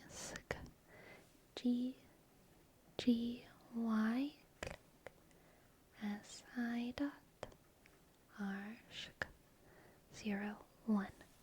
Thank you, thank you.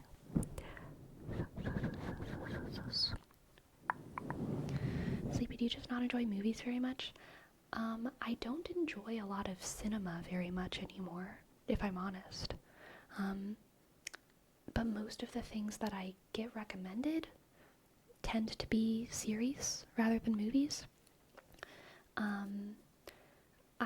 It's not that I don't like movies, but I feel like less movies are good these days. I feel like shows are like just a lot of them are better than movies these days. I don't think they naturally have to be better. There's plenty of great movies that I've watched in my life, but I feel like people are just making good shows these days and they're making less good movies these days. At least that is how I feel about what's been presented to me on my feed. But even then, when it comes to movies and TV shows, I mean, I don't watch them often. I watch YouTube. I watch YouTube and I watch Twitch. What shows are you watching currently? None. I watch YouTube. I really don't watch that much stuff anymore. But if I do watch stuff, I feel like it does tend to be a show, because it's like, oh, this new series dropped on Netflix. But I don't know.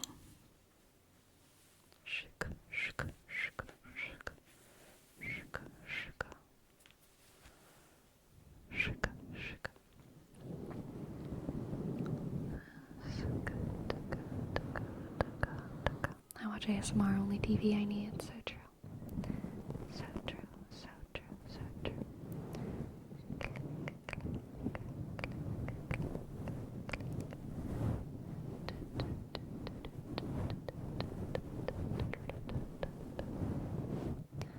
That's me too, usually. Mostly YouTube, some anime, once in a blue moon, Netflix or Amazon Prime show. Yeah, that's how I feel. That's how I feel. That's how I feel. That's how I feel. YouTube keeps recommending a video of this girl cutting cheese. It's weird. You have to listen to your YouTube overlord, Splaz. You might enjoy it. It might not be what you think it is. It might not be what you think it is. It might, in fact, be exactly what you need. Okay.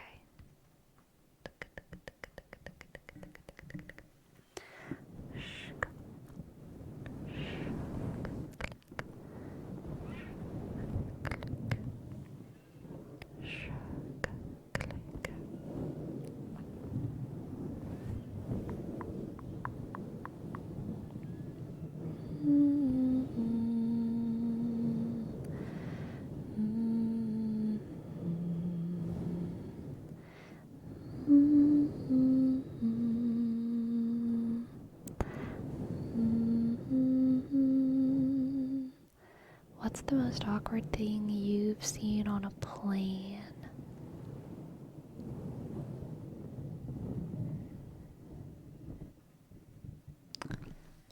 Once I fell asleep on a stranger on a plane by accident. That was probably the worst thing I ever did by accident on a plane. I fell asleep on the window and I woke up on like this guy's shoulder next to me who was a stranger, and I was like, I'm so sorry. He was fine with it, but like, not what I wanted. Not what I wanted. I feel like I don't usually like look around the world and I'm like, and think about like what awkward things other people are going through. I feel like everyone's just like living their life, you know? So, I don't know what the most awkward thing I've seen on a plane is. I feel like everyone's just traveling. Shika, shika, shika, shika. It is what I needed. Vegan cheese cutting is all I need. Yes, Noxir. Yes, exactly, exactly. Ba-da-bum. I saw someone reading 50 Shades of Grey on a bus one time. Does that count? Look, Agen, if you thought that was awkward, that was you making it awkward, okay? Let people read 50 Shades of Grey. If they're not feeling awkward, it's not awkward. It's only awkward if you look at that, if you look at the book and then look at them and try to make eye contact suggestively, and then like look down and then try to catch their eyes again and like pull like a rope out of your pocket or something. Now you've made it awkward. But no, people are just reading books in public. I meant awkward things you've watched. Oh, like watched on the little video players. Okay.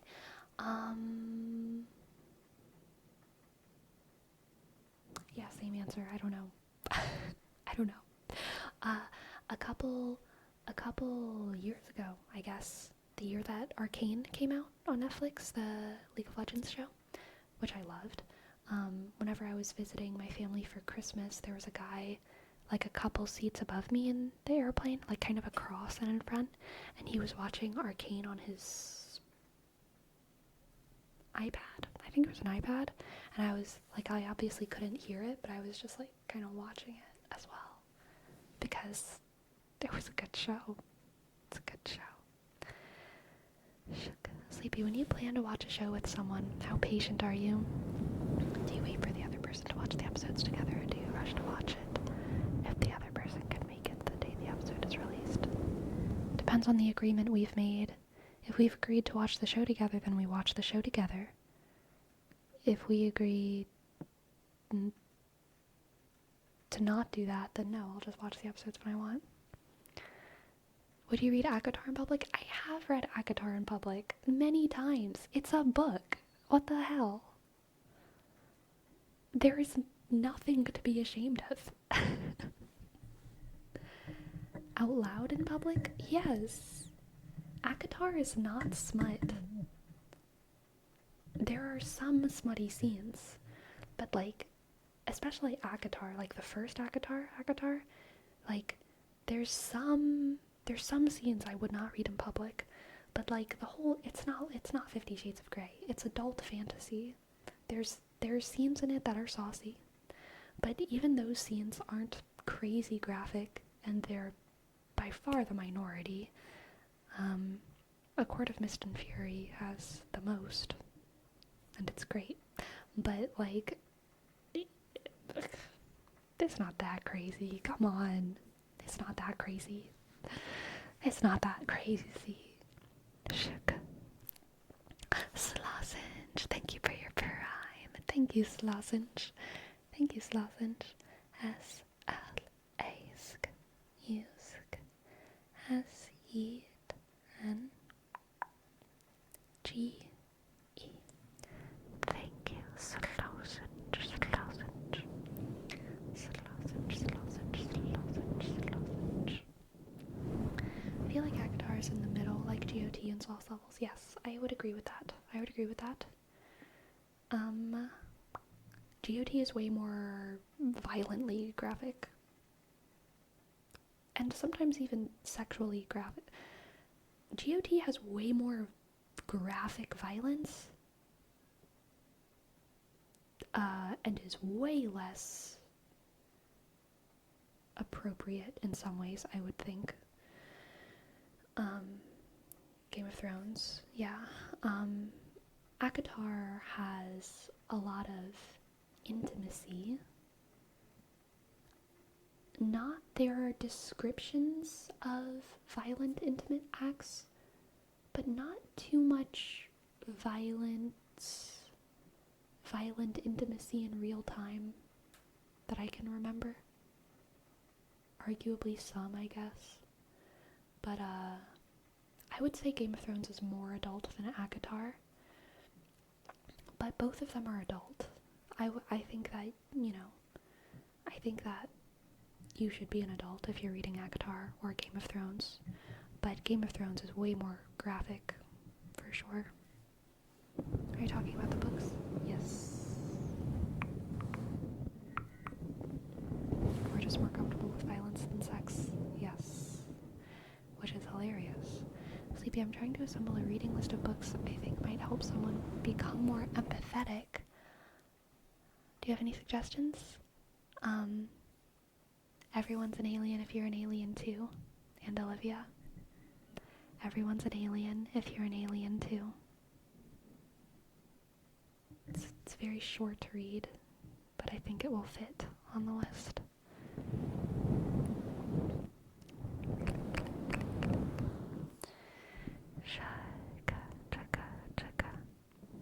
If it's anything like Throne of Glass, the violence hardly gets the front seat. It's usually pretty quick to focus on the characters rather than the graphic of the actions. I would say ACOTAR is less graphic than Throne of Glass. Throne of Glass has a lot more brutality in it than ACOTAR. Yeah. Which is interesting because a lot of the themes in ACOTAR feel a little bit more complex, especially like the romantic themes are much more complex in ACOTAR, but it's less violent.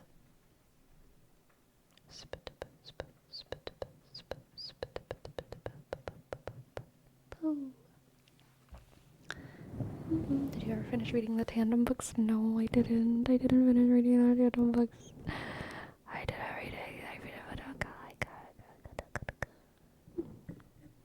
I'm gonna do it someday soon, though. Sarah the King, thank you for your prime. Thank you, Sarah the King. X, click, E, check. A, R, T, H, K, sk, I, dot, N, G. Thank you, thank you, thank you, thank you, Sarah the King, Sarah the King.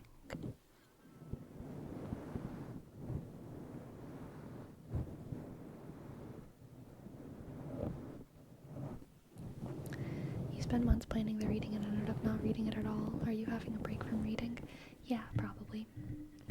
Which, you know what? I'm a girl. I'm a girly of phases, okay? I'm a phase girly.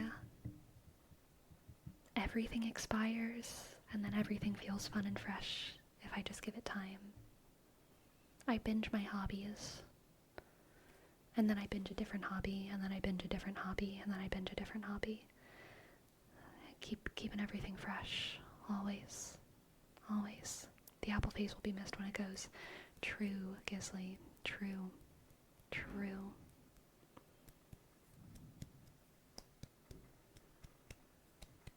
What are you binging at the moment? Honestly, I'm probably gonna get, like, now that my arm is better, I'm probably gonna go pretty hard into a lot of, like, fitness stuff.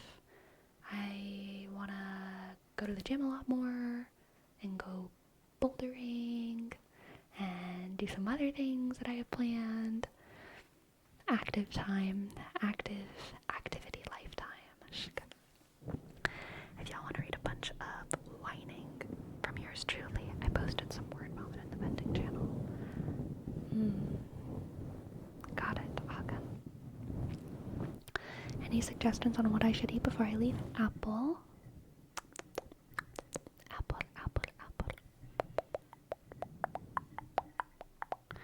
I really just, like, I want to see how strong I can get. I've never had enough time to really see how strong I can get. You know what I mean? But, like, I want to see how strong I can get. Sleepy's bulk arc incoming? Yeah. On the topic of fitness, I got Beat Saber. You got Beat Saber yesterday. That sounds so fun. And the good amount of fun I have playing it, like, I had to stop myself giggling playing it. Oh, that's so exciting. On top of that, it feels like a real workout. Like I'm sweating after a song or two. Very nice, very nice. Shk, shk.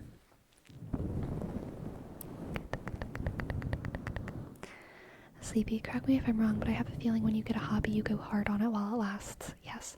For example, reading, you almost had a whole book in a day. Hearthstone, you got 7k MMR in a season. Yeah. Yes, this is true. I go hard. Which is all actually one of the, the challenges to me about, like, fitness or, like, getting stronger, is that, like, I can play Hearthstone for 6 hours a day. I wouldn't now, because I'm not at that part of my phase. I'm not in my binging Hearthstone era right now. But I could. But I can't, literally can't work out for 6 hours a day. Like, I would die, you know? If I did that every day. I could maybe do that. Maybe do that one day. But then I wouldn't be able to do it for the rest of the week. You know what I mean? You can work out every day, though. I know, but I can only work out for, like, if I want to work out every day, I can't do it for too many hours. So it makes it very different from my other hobbies. Reading, I can read for 7 hours a day when I'm in it, you know? I can, play video games for 5 or 6 hours straight. I can, bake or cook or draw or write or do something for, like, a long time. But I can't do that for working out in the same way. I have to rest, which is gonna make it different from other hobbies, you know? I have so little energy when I work out. I don't know why. I get so hungry when I work out. It scares me. It scares me.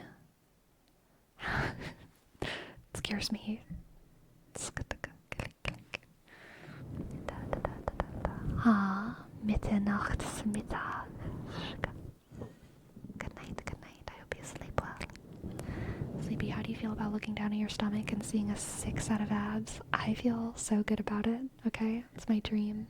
But I get the feeling that you would end up going 5 days a week for 2-ish and go hard while it lasts. Probably not. I'm not that strong yet. I'm not strong enough to go to the gym for 5 days a week for 2 hours. Just not strong enough yet. I'd be too sore. Maybe after a couple weeks, after my body kind of acclimates. But no, I can't do that right now. What's your current schedule and the goal schedule? I don't have a goal schedule because I don't know how my body will. I don't know. Step 1 is just, acclimating to working out more, right? Yeah. I mean, my current schedule is go in the morning when I don't feel like really, really sore, you know? Like if I feel sore, I will go. I went to the gym this morning and I felt sore. But like yesterday, my whole body felt like super, super sore when I woke up and I was like, there's no way. I'm not going to the gym today. Everything hurts in a good way, but like also it would not be good if I wouldn't be able to do anything. So yeah, like I would love to go every day, but like I literally can't, and I don't know how long my body is going to take to adjust to that. So yeah, it's kind of just like go when I can, don't when I don't.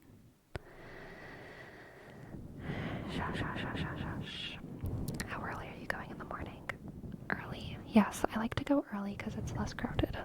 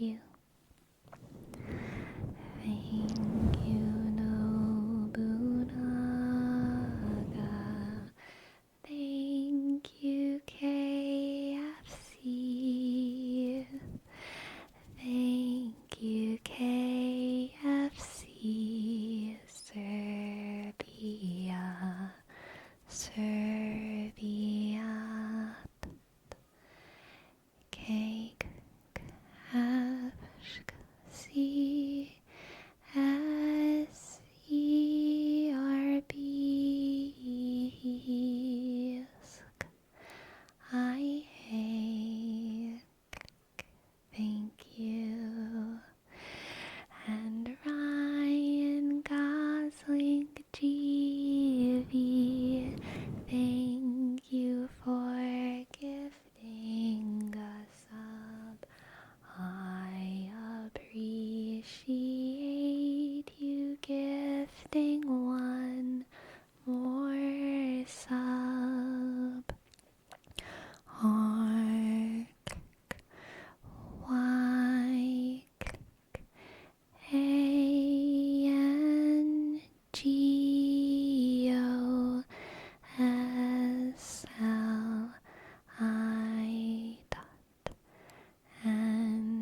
Gigi Fisk.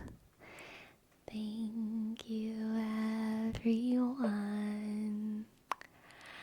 We have hit our goal.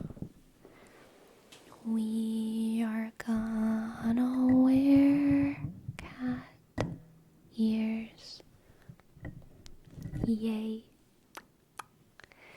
Thank you, everyone. Thank you, everyone. We've hit our goal today.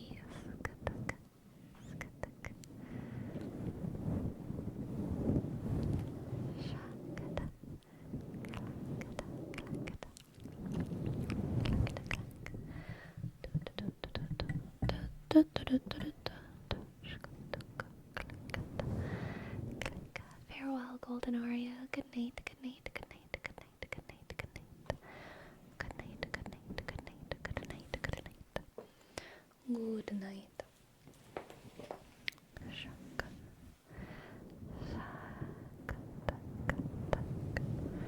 I never felt so relaxed at work. Thanks, Sleepy. Aw, you're very welcome.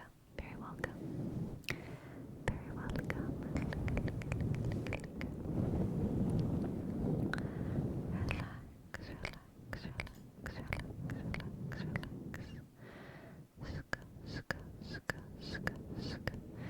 We have a word rep for Nobunaga that I missed from forever ago. I drive. I drive. I drive. I drive. I drive. I drive. I drive. I drive. I drive. I drive. I drive. I drive.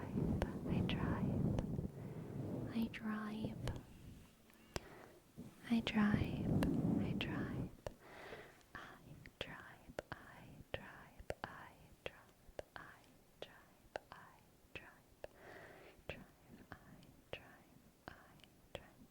Y'all, I get calluses so easily.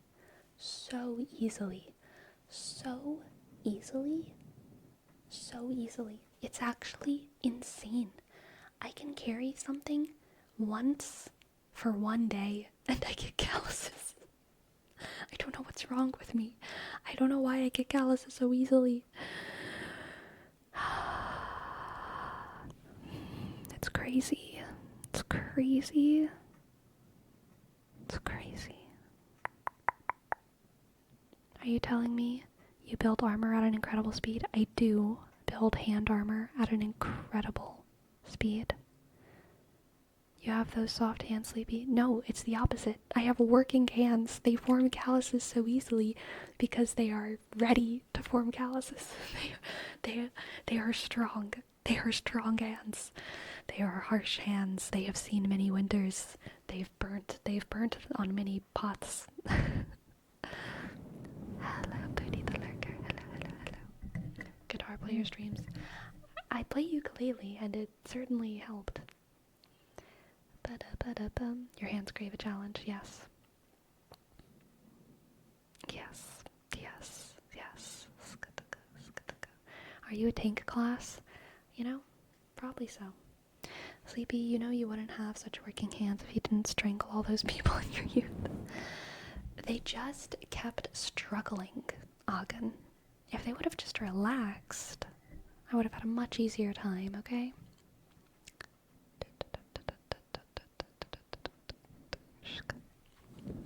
Relax. With that note, I am going to go take a quick little 5-minute break.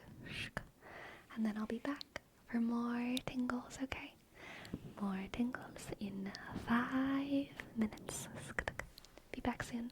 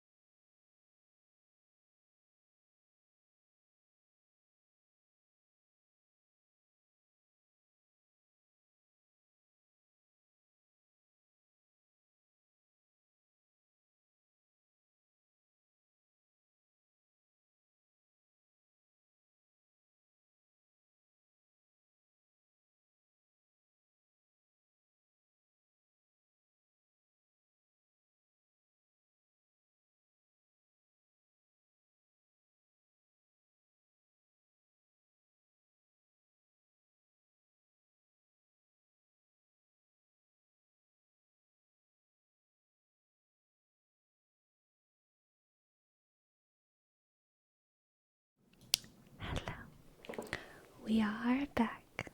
Back again for more tingles.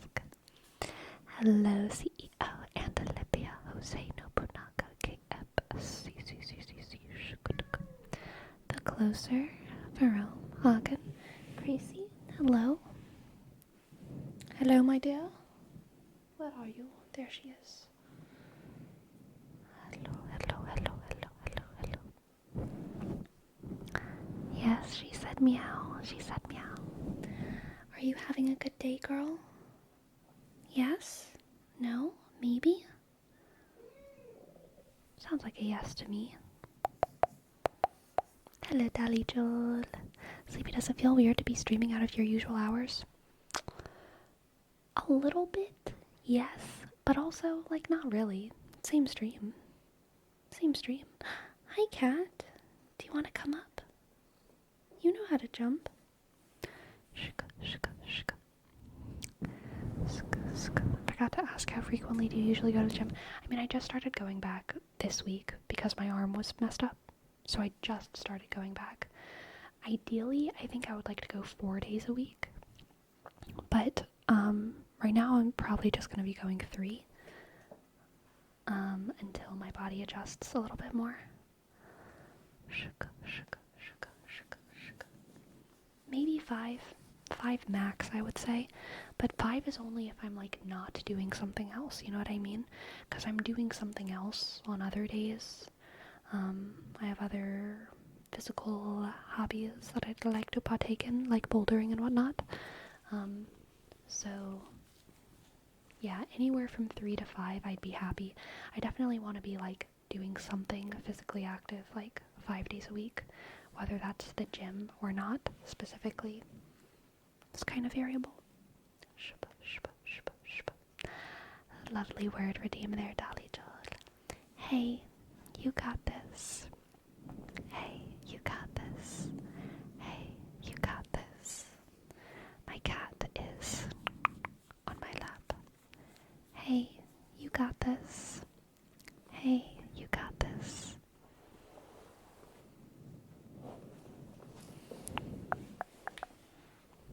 Hey, you got this. She has been shedding an incredible amount just these past few days.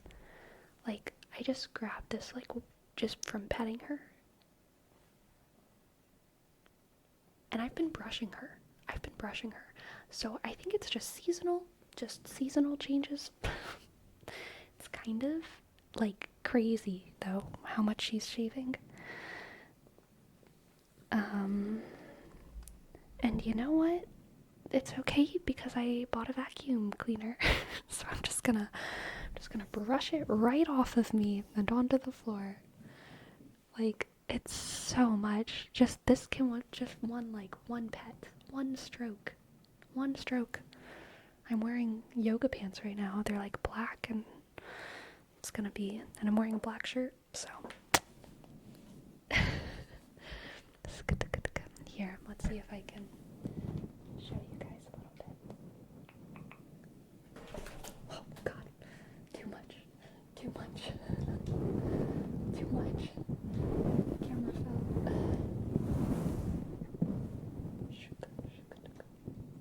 Can y'all still see her? No, not really. This is a very strange shot. You can see a little bit. Crazy facey. Cute little cat.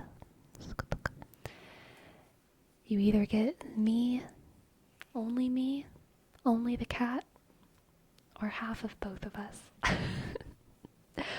Which is, I guess, where we're compromising right now. You can roll the chair back a little bit. If I roll the chair back, it will disturb her. The wheels on my chair are kind of bad.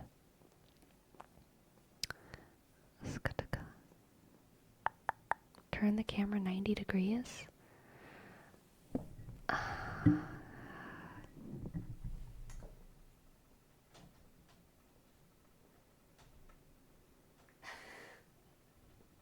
don't think I can. allergies. She has allergies right now, so her eyes are a little bit irritated, which I think is also a result of the seasonal changes.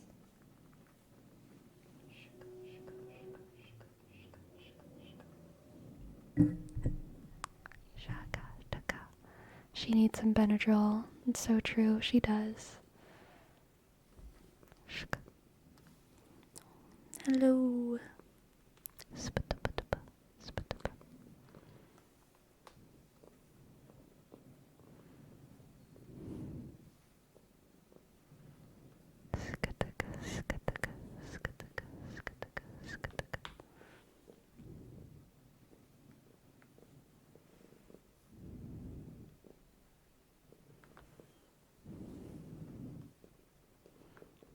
What do you want?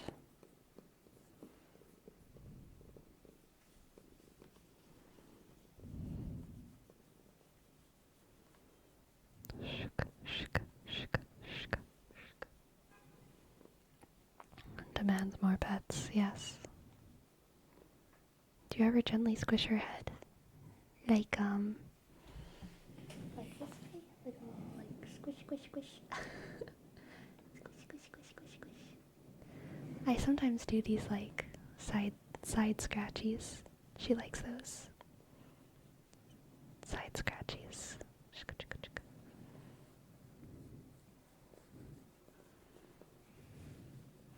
But she likes the above the head scratchies. She likes a pretty rough scratch, honestly. I think it's because she has so much fur. Scratch, scratch, scratch, scratch, scratch. See? Like, this is pretty rough. But I think she likes it. Scratchy. It's because her mane is so crazy. Rah.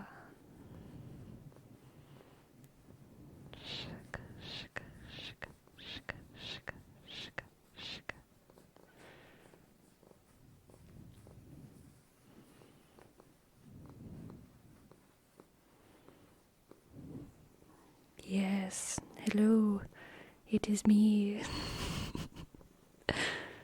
Hello, hello, hello.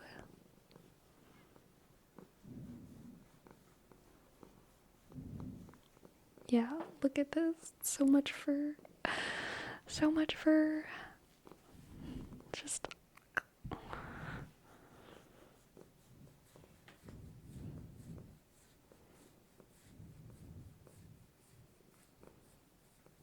You're getting a coat, yep. We can hear the purrs like a radioactive counter. Yeah. Look at this. Insane. Crazy, why are you like this?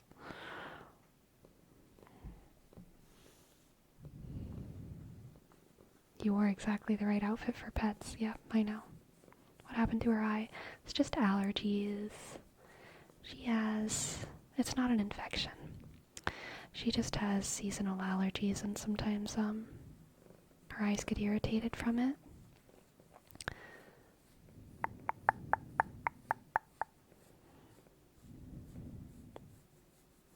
Scratchy, scratchy, scratchy, scratchy, scratchy, scratchy, scratch.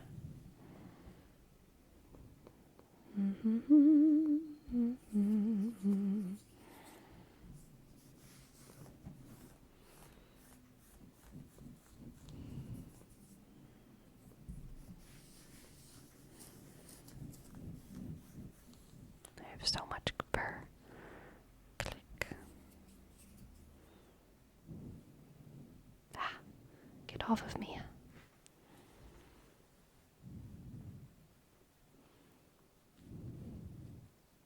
Squish, squish, squish. Squish, squish. Does she like to sleep with you sometimes, or she likes to sleep by herself? She really likes to nap with me.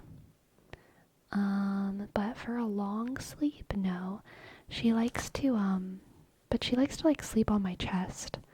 But she'll only do it for, 45 minutes to an hour at a time.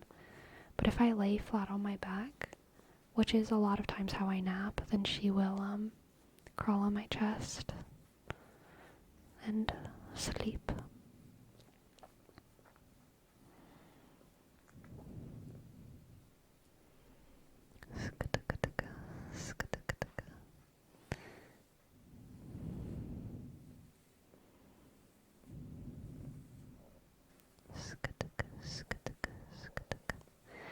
Does she still slap you and eat your hair when it's food time? Or did the auto feeder get rid of that? The auto feeder did get rid of that. It fixed a lot of like the meowing too. She very rarely like meows at me for food. She will sometimes. And in general, she's gotten a little bit more vocal since moving, which honestly I'm okay with. I think it's pretty cute.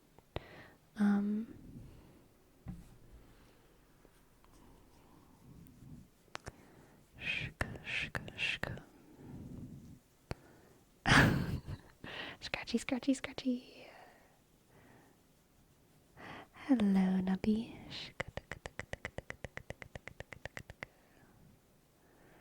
She's got old lady eyes with all of her allergy stuff going on right now.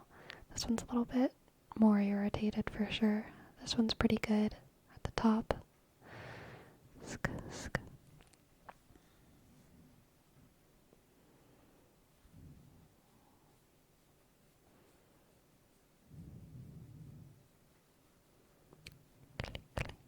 I think she would like a little sharky. She probably would like a little sharky.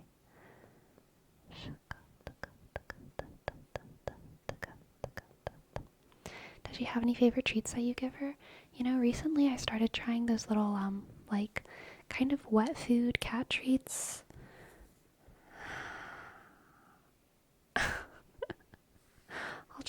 I'll just put it back on my leg. That's fine. Those like wet food cat treats that come in like a little tube. Do you keep the feeder in that room or a different one? A different one. I keep it in the kitchen. Churros? I don't think it's churros. Try using those comb gloves. You know, I actually have those. I could go get them, except I know that if I were to get up and get them, then, you know, she wouldn't come back to this position. Does she weigh a lot? Your thighs could get tired. My thighs aren't holding her. I'm sitting in a chair. But no, she doesn't weigh too much. I think she's like 9 or 10 pounds. I think 9 pounds.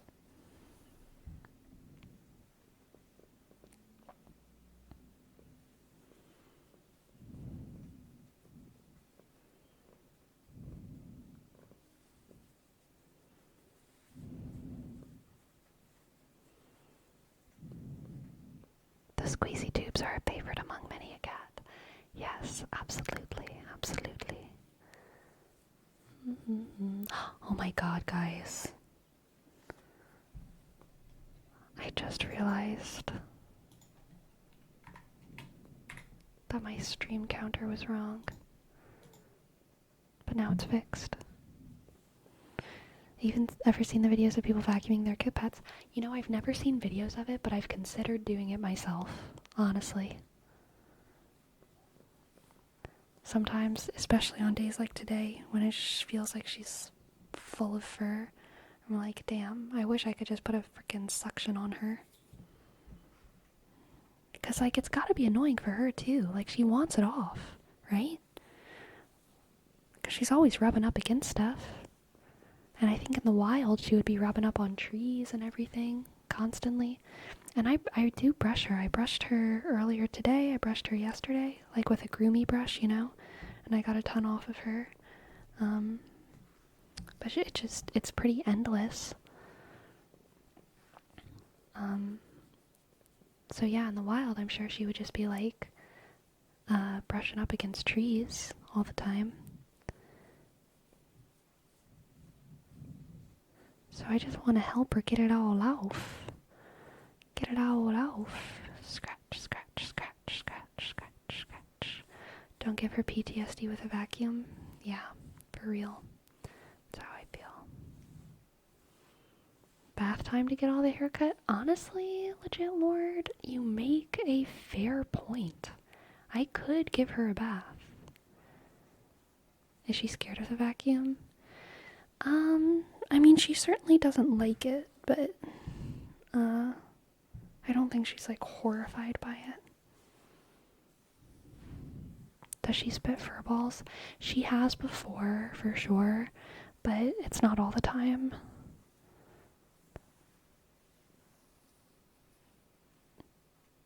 She has a pretty sensitive tummy, but she doesn't spit fur balls too much.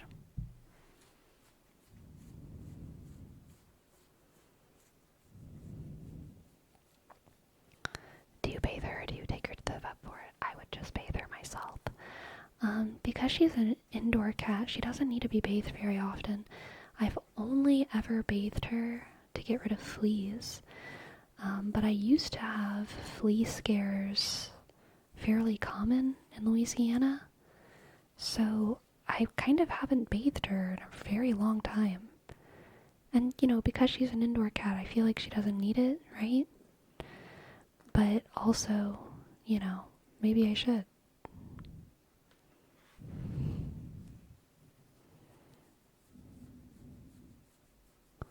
Scratchy, scratchy, scratchy, scratchy, scratchy. Give her the spa treatment because she deserves it. I mean, the thing is that it's not like she likes being bathed. She does absolutely deserve a spa treatment, but, she's not gonna enjoy it. This view is like Sleepy from 3 years ago. Hello. My camera would be a little bit higher. Hello. Ha ha ha.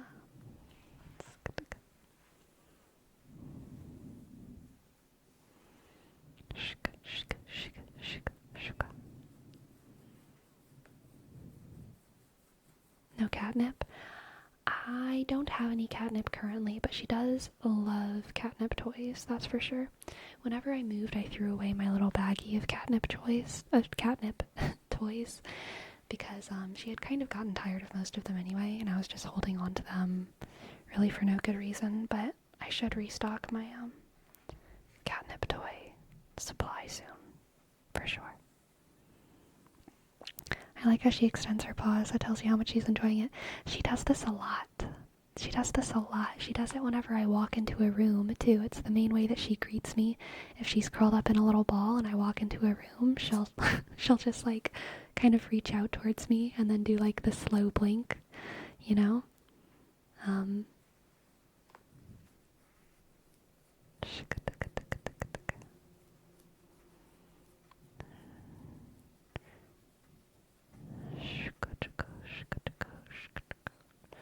She's really getting that good scratch right here. She really likes this one.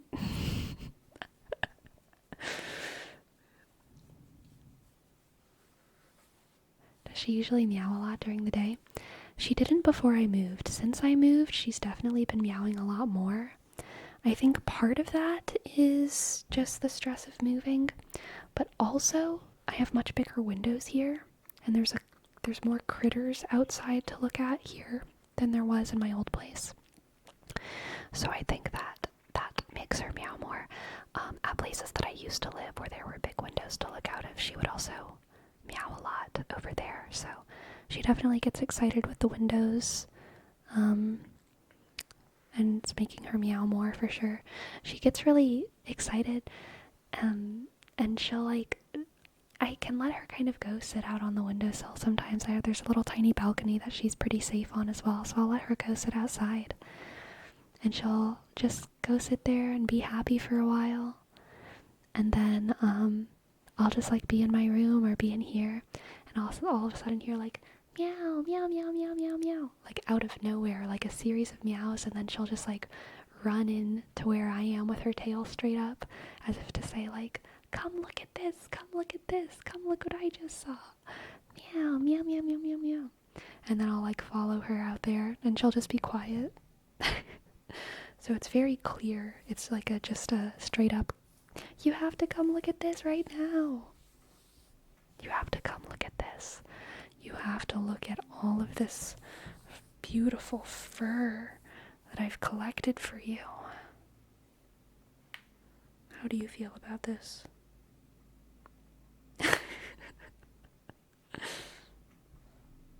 So much.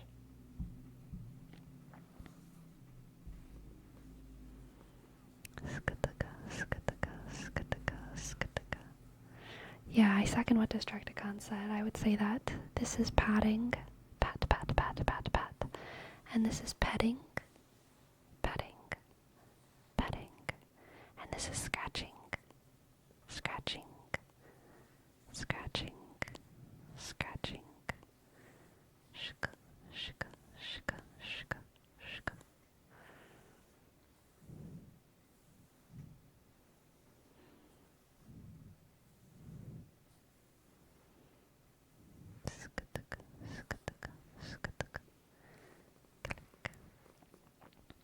You remember your scratching trick? Chaos scratches.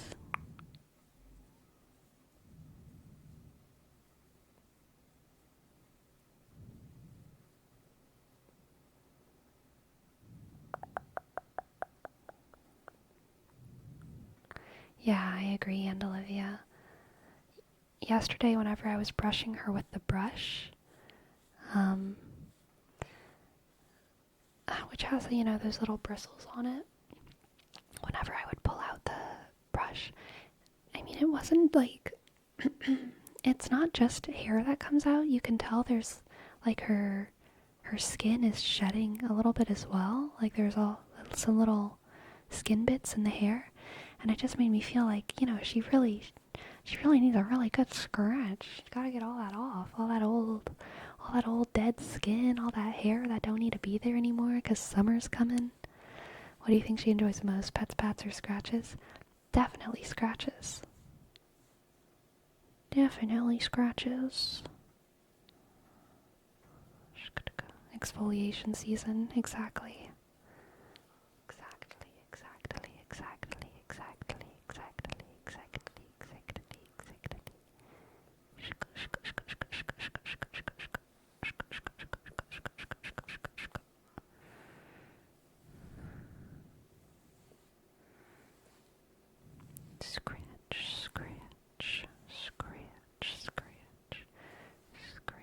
scratch, scratch.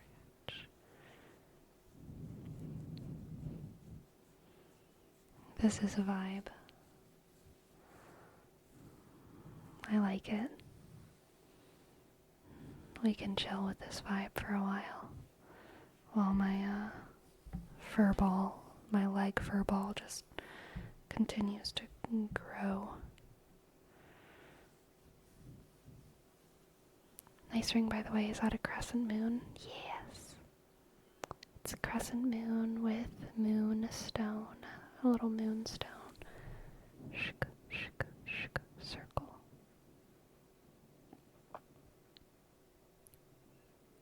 It is my favorite ring. Shka, shka, shka, shka, shka, shka, shka, shka.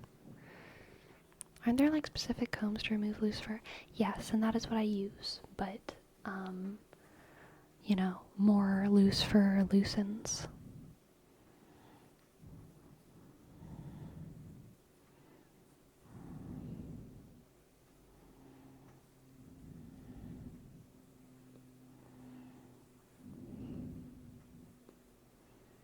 Scratch, scratch, scratch, scratch, scratch, scratch, scratch, scratch, scratch, scratch, scratch, scratch, scratch, scratch. What? What does that paw mean? What does it mean?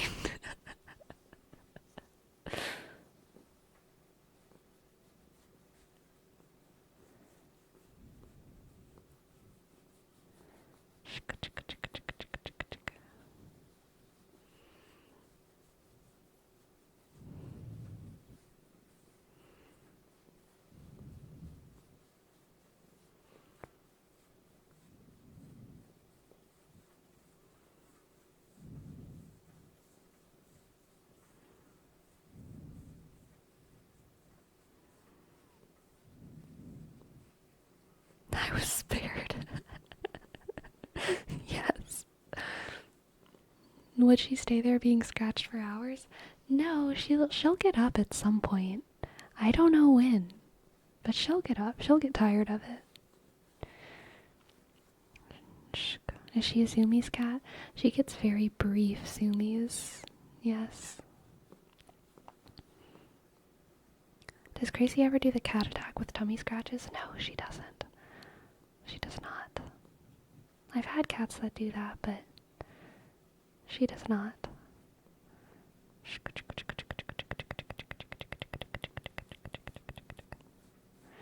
Her hair is longest on her neck, so that's why I'm kind of going extra on the scratches. She probably got some extra hair there.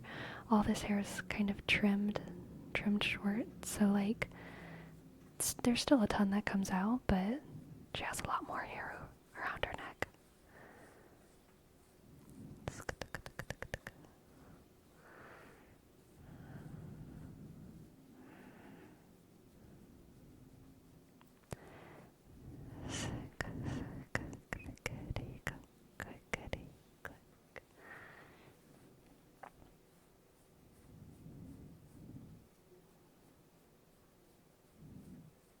You haven't had to cut her hair again since that last time? No, I've been cutting it kind of periodically. I do this thing where I pinch my dog's fur in different places and see how big of a clump I can pull.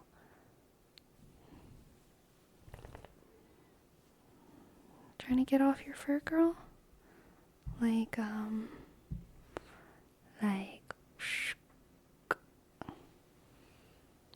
that's what I got from one pull. You can't see it too well.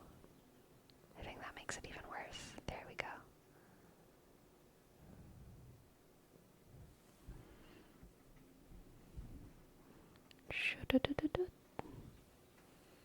And, you know, in case y'all don't realize, I'm not actually pulling out these hairs. They're just, like, loose. What? Do you want me to scratch your arm?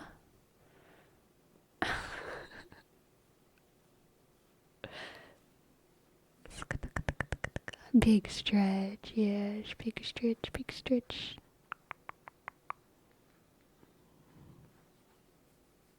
She is long, long girl.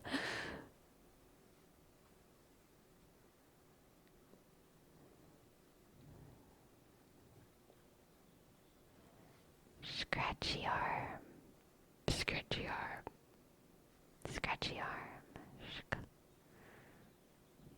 Scratch, scratch, scratch, scratch, scratch, scratch, scratch, scratch. Hello, Silver Prime. Hello, hello.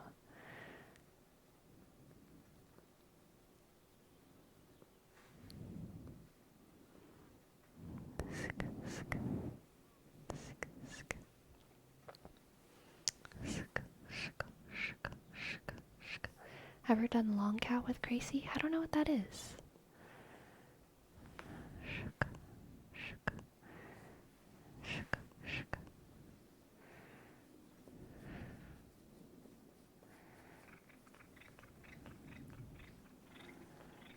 Something disturbed the equilibrium of her nail. When you hold her by the arms and her body dangles below? No, I've never done that. I feel like she wouldn't like that.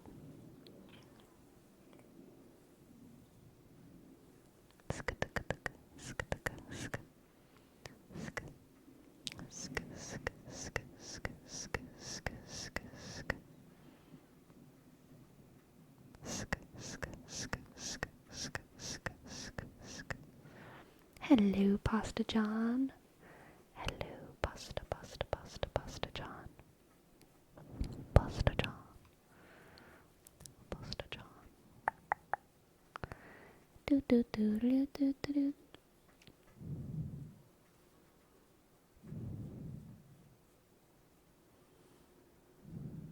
Let's see what happens if I stop. She might be chill with it. She might get up and leave.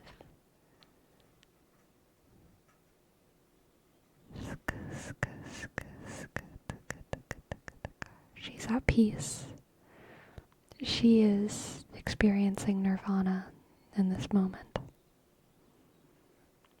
Here, I'll pet the microphone instead. Shika, shika, shika, shika.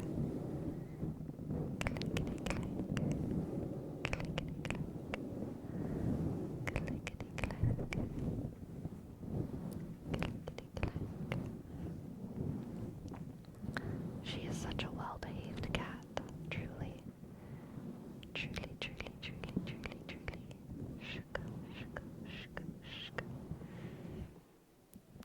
bet your mic cover ends up full of cat hair every time. It's not too bad. It's not too bad. Thank goodness.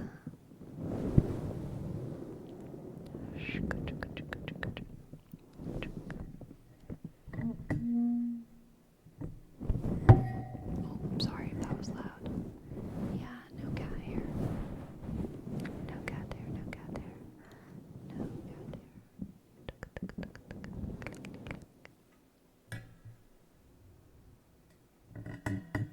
Creak, creak, creak, creak. Creak. Hello, Eldro Gustarito. Hello. Do you want me to pet you more? Or are you just looking with love? Hi. Y'all can't even see. Y'all cannot see how much cat fur is on me right now. You think you can, but you can't even. You don't even see this leg. You only see part of this leg. It's crazy. Y'all aren't going to be able to see the floor of her room because the floor is light colored and the hair is white. So no, I'm not going to show the floor because it's just going to look like nothing.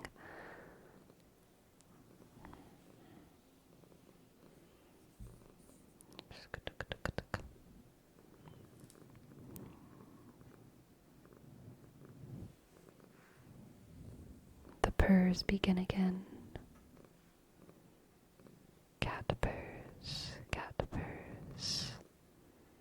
Rumbly, rumbly, rumbly, rumbly.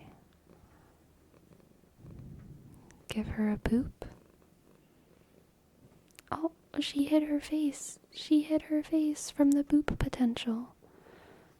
Oh, are you done? Are you done with pets? I feel like she's getting close. But maybe not. Maybe not.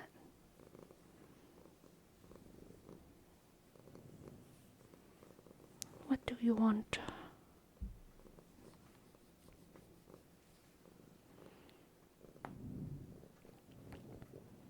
Boop. Boop. Boop, boop. Boop. Boop. Shka, shka. Peacekeeper. Thank you. Thank you, thank you, thank you. Thank you, Peacekeeper. I tried to stay away from the early stream, didn't want to run the risk of falling asleep at work. Resistance was futile in the end. Aww. Well, I appreciate it. Thank you, Peacekeeper, for your sub, for your 5 months. P, click, 3, sk, A, shk, C, 3, sk, underscore, K, click, click, 3, sk, 3, click, P, click, 3, sk, R, shk, shk. Thank you. Peace, peace, peace. Keeper, Peacekeeper, Peacekeeper, I'm gonna take your energy and scratch the cat with it. Scratch the cat, scratch the cat, scratch the cat.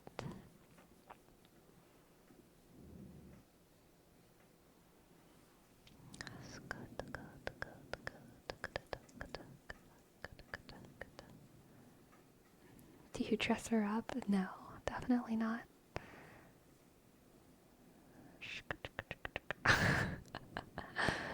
Meow. Okay, Meadow Lane Drive. Meow. Meow, meow, meow. Meow, meow, meow, meow. Meow, meow, meow, meow. Meow, meow, meow. Meow, meow, meow. Meow, meow, meow. Meow, meow, meow. Meow, meow, meow. Meow, meow, meow. Meow.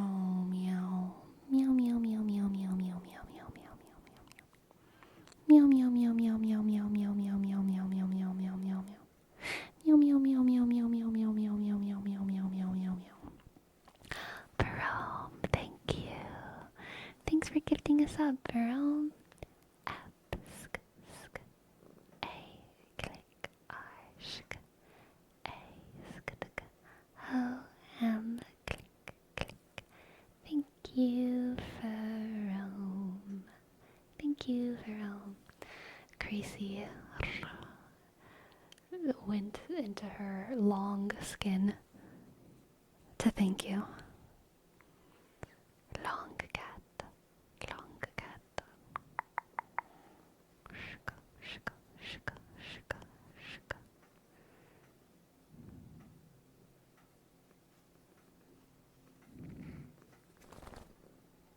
High five, Gracie.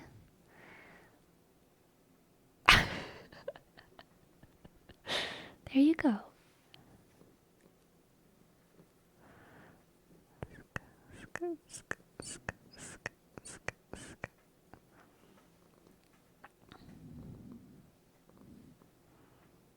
How long until Gracie learns the alphabet for name traces?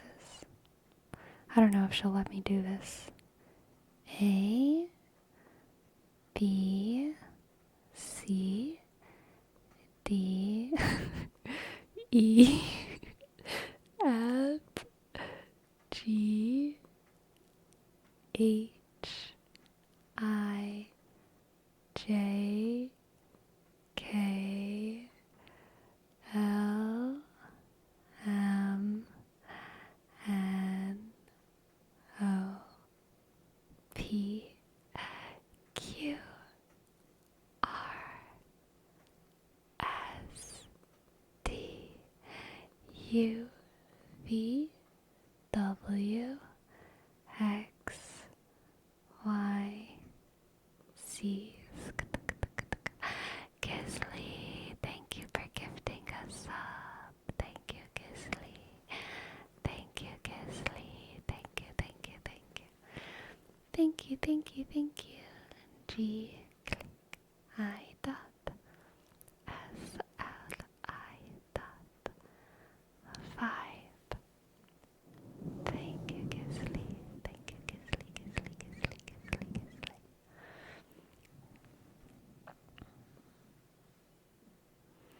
Stretch. Stretch, stretch, stretch, stretch, stretch, stretch, stretch, stretch, stretch, stretch, stretch. Do do do do do do do. Do do do do do do do. Do do do do do do do. Do do do do do do do.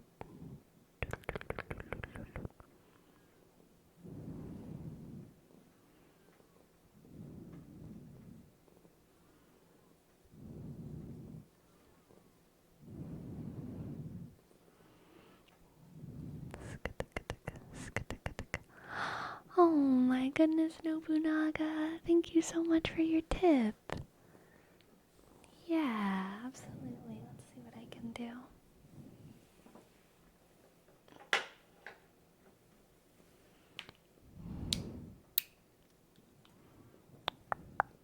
Light triggers. Light triggers. Light. The wisdom of the cat is entering your mind, is entering your brain. As I scritch, I transmute the wisdom from her cat brain into my fingertips and into the light, into the light. Thank you, Nobunaga. Thank you so much for your tip.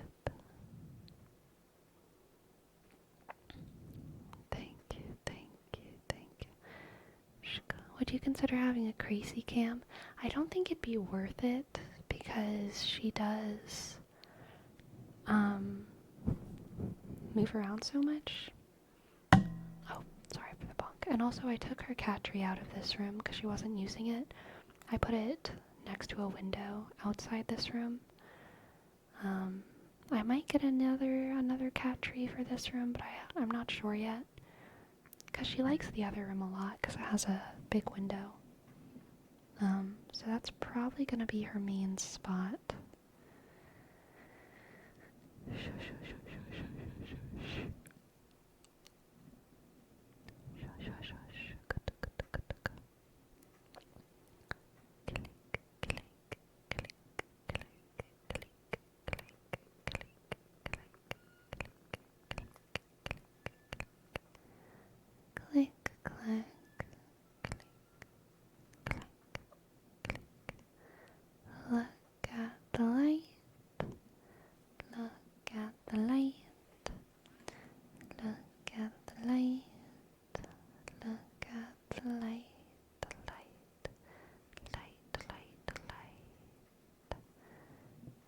swishing across the stream.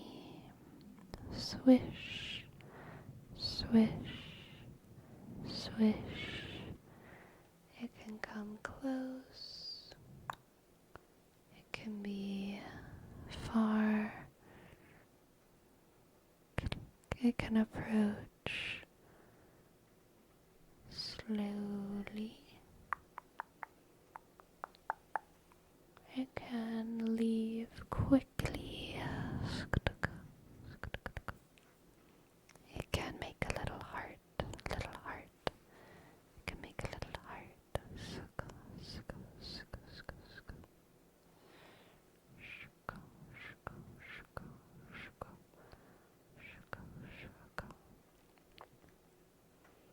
My boss should start an ASMR channel because anytime they host meetings, they should be emails. I'm falling asleep.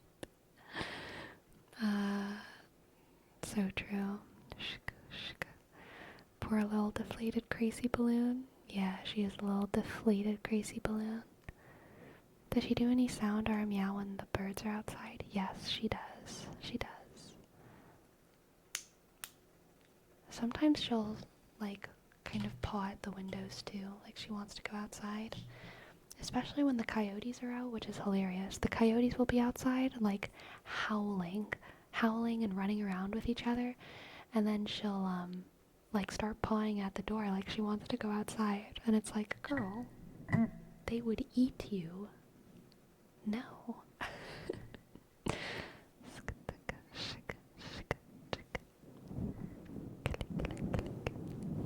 Has she gone outside in the new place yet? Yes, she has. She's gone on the, like, a little tiny balcony. Oh my goodness, thank you, Green Ninja. Thank you for your tip. Thank you for your tip. Thank you so much. Today's been insane with winds this weird. I gotta get a tarot read. No rush, the vibe is super cozy. I will see what I can do. I'm gonna shuffle the way I did whenever my arm was sprained and kind of just cut the deck a whole bunch. Shuffle. Shuffle. Shuffle. Shuffle. Shuffle. For Green Ninja. I feel like I've disturbed her a little bit. Sorry, girl. It had to be done. Alright. Let's see. For you, Green Ninja, so far we have the Page of Swords. The Page of Swords, the Page of Swords, the Page of Swords.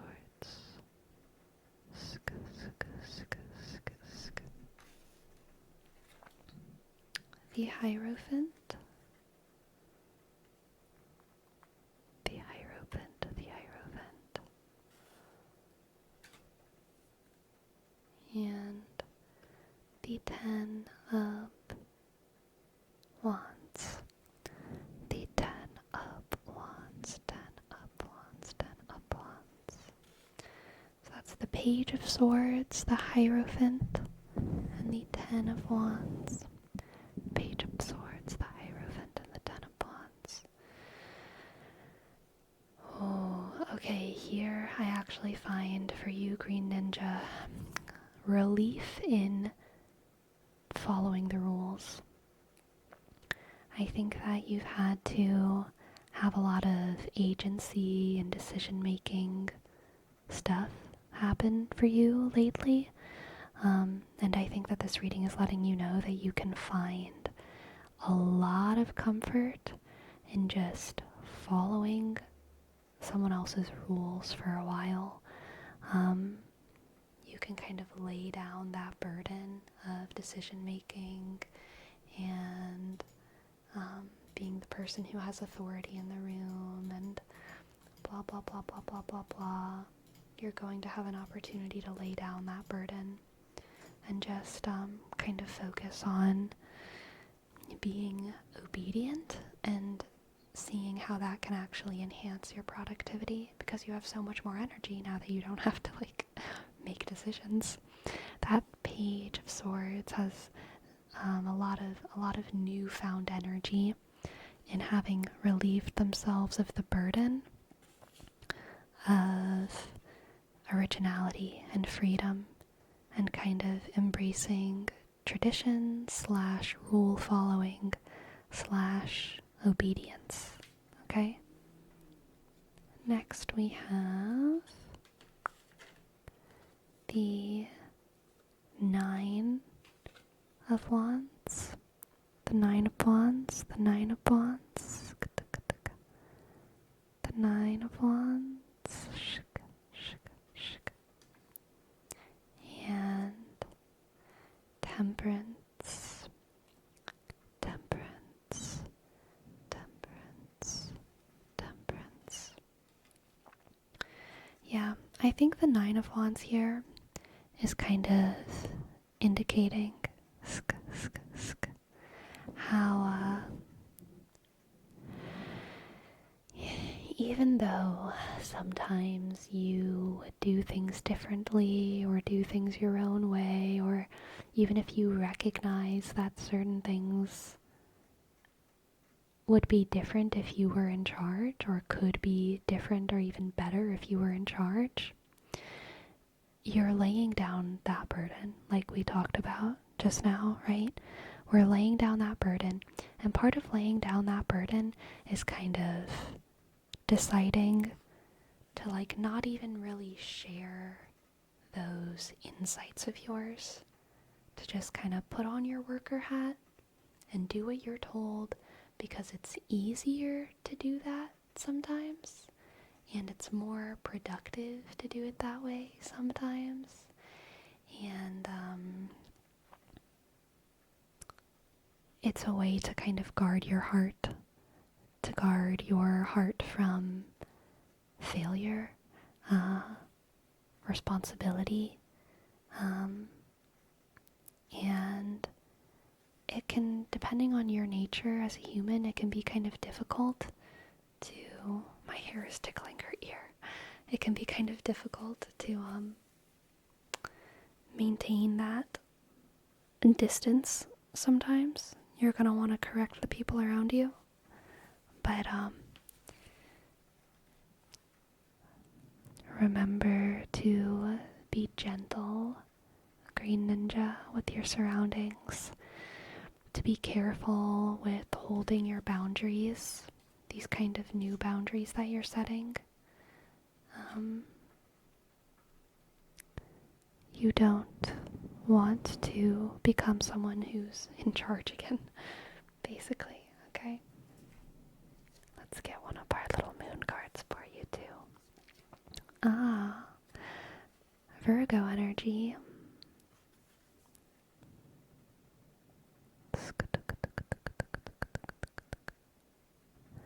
Alahue, Eros and vitality. Pour your desires all over me, take over my body, and make my heart sing.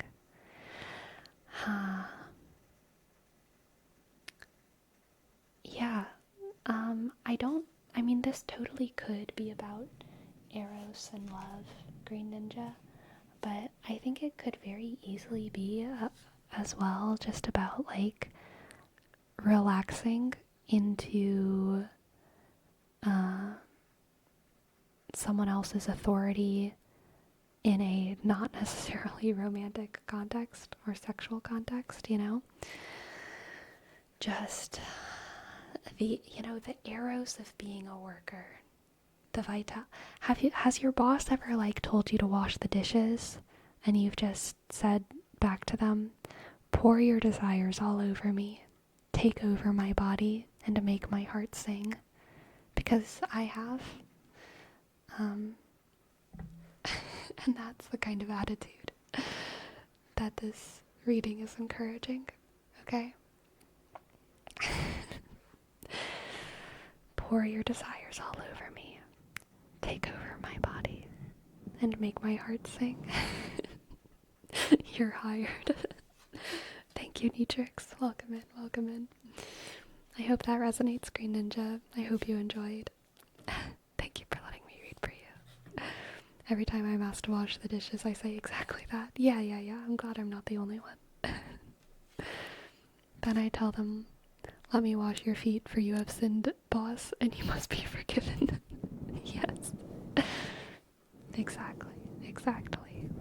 Exactly. Exactly. She's so sleepy. I'm actually pretty surprised that she hasn't, like, gotten up. But yeah, she is the chillest cucumber right now.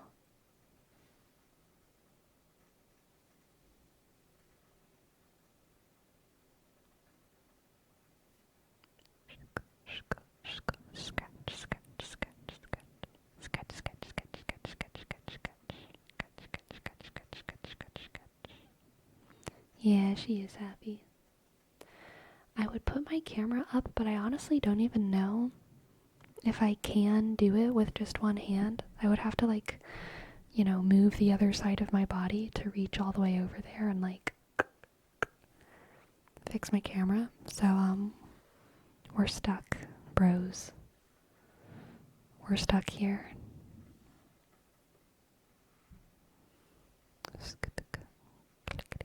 Lest we disturb the sleeping dragon.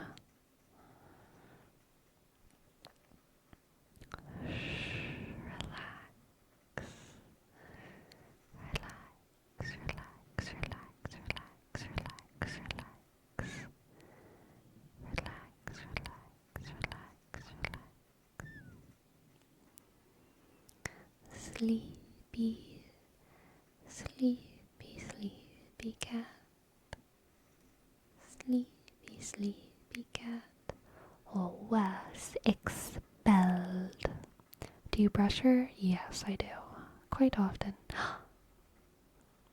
Hi.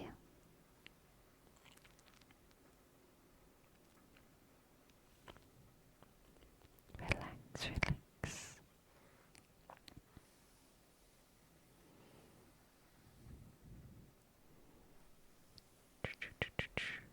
I like petting her so much that her eyes open a little bit like that. I don't know why.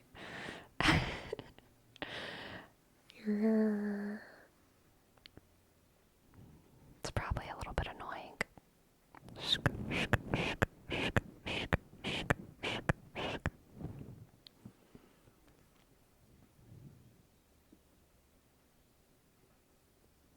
Exactly, they're so stretchy.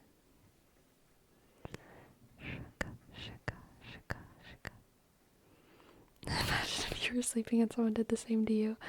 Yeah, but our eyes are different. We have, like, eye sockets, and I mean, animals have eye sockets too, but, like, I guess they don't have, like, they have eyelids. I don't know what the word for it is, but our eyes are, like, more inside of our heads than their eyes are. Their eyes are, like, on the surface of their head, and our eyes are, like, in holes inside of our head. I don't know. Our eyelids are different. Does she have a lot of whiskers? Yes, she does. Little whiskers.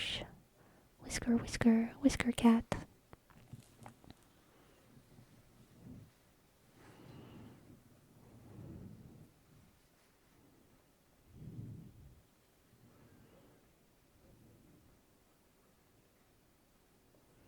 Yeah, I know our eyes will open if we do it hard enough, but, like, it's not hard at all for them. Like, it's barely a tug.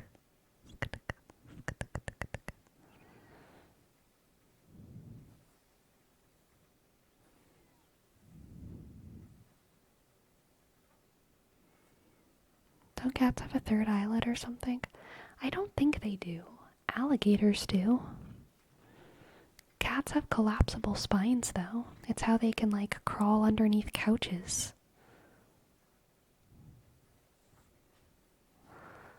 Which is kind of crazy. Imagine just being able to collapse your spine.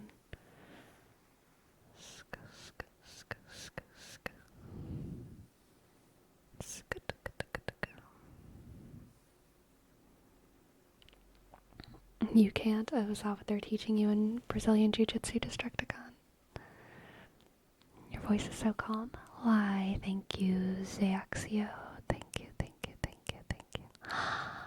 my goodness, Agan, happy birthday. Happy birthday, happy birthday. Happy birthday to you. Happy birthday to you. Happy birthday, dear Hagen. Happy birthday to you. Yeah, Hagen, you get to choose the deck. Do you want the Hush Tarot? Or the Anima Mundi Tarot? Or the pink, cute, happy tarot? Do you kind of remember what the Anima Mundi one looks like? Let's see if I can reach it. Yeah. It's,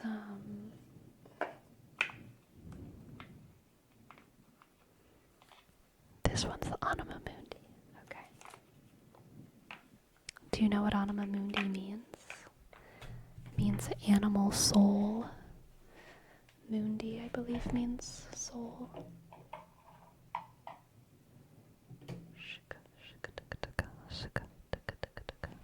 Okay. You're not going to be able to see me shuffling this because, like I did with Green Ninja, I'm basically just going to cut the deck a number of times because this hand is trapped.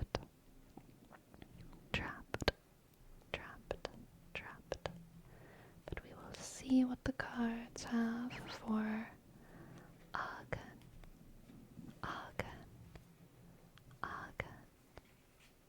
Okay, let's see. We have the four of swords.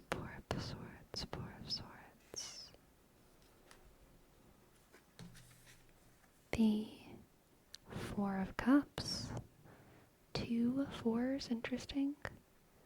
4 of Swords, 4 of Cups, and the 9 of Pentacles. Very good. Very good birthday reading. Okay, this Agan for you is going to be a year of really assessing your situation. I don't feel like this year you're actually going to probably like make any major shifts in your life. I feel like that's going to be happening in like the following year. But this year you're going to have a lot of like rest and recuperation and time to assess your situation and like assess your dreams, your desires, all of those things. I think you're going to be comfortable in this birthday year. Oh, is she done? Are you finished? Yep. She's done. Leaving me with one last hairball. Oh my god. Oh my god. There's so much hair.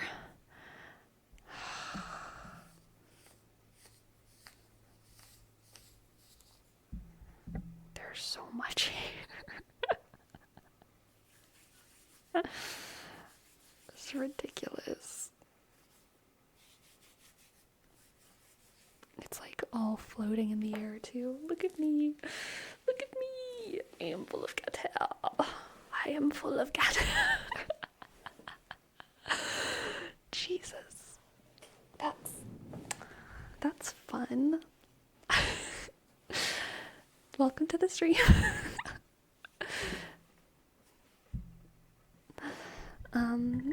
Anyway.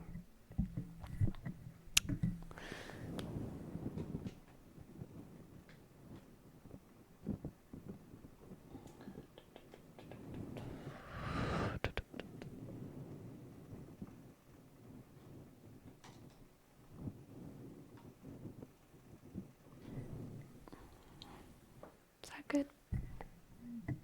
Something like that. Anyway, Agan, you are going to have a lot of time to rest and recuperate and assess your life. Okay, assessing your life phase. And very importantly, assess what needs to change in your life. The Four of Cups is oftentimes kind of about stable dissatisfaction, okay?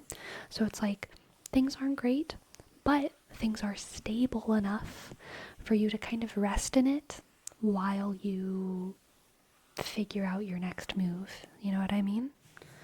So I feel like you're going to have a lot of stability this year. I'm trying to collect the other little clumps if I can. You're going to have a lot of stability this year, and it's going to be enough stability for you to, figure out your next move. Let's get some more cards. We have, oh wait, I just pulled from the wrong deck. I'm going to keep it because I did pull the card. You get a hybrid reading, Hagen. Temperance and the Two of Swords. Temperance, temperance, temperance, temperance, temperance, and the Two of Swords.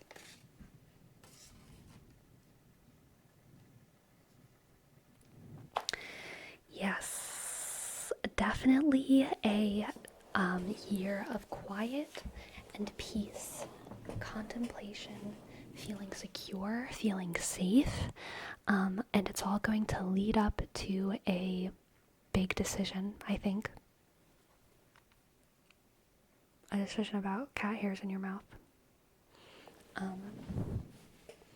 It's all going to be leading you into a big decision about where to go from here.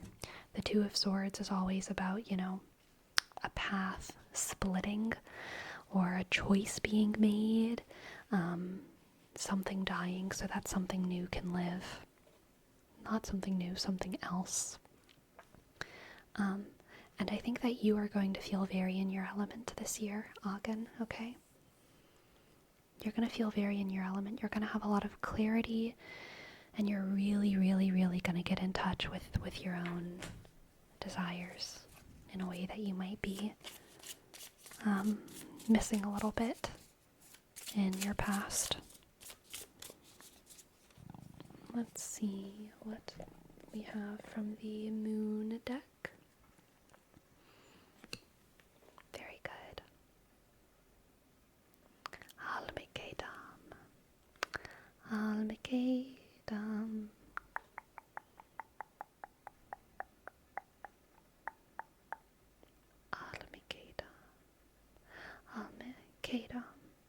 Does it want to focus? Almekadam. Oh, getting there. There we go. Divine source and love. When two souls encounter and they welcome romance, their hearts are bonded and fates become unbreakable. When two souls encounter and they welcome romance, their hearts are bonded and fates become unbreakable. Maybe you're going to make a new connection this year, Agen. Maybe you're going to make a new connection. You just got to keep your heart open for romance, okay? Keep your heart open for romance, Agen. Because if your heart is open for romance and their heart is open for romance, then very, very good things will happen. Okay? Thank you for letting me read for you. I hope that you enjoyed, and I hope that I resonated. And happy birthday! Happy Gemini time! Keep thinking. Keep using your big Gemini brain to do amazing things. Try not to accidentally hurt too many people's feelings, okay?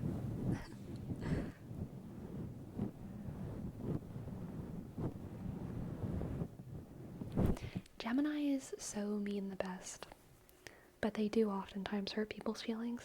That's why people tease them so much on the internet. They're like, "Oh, Geminis are so bad." Geminis are not so bad. They're just joking. They're just joking. They're just joking, okay? But sometimes people take them a little bit too seriously.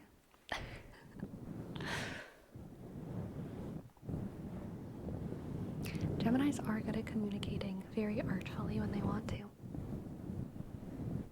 They can give very good speeches, write very good books. Books.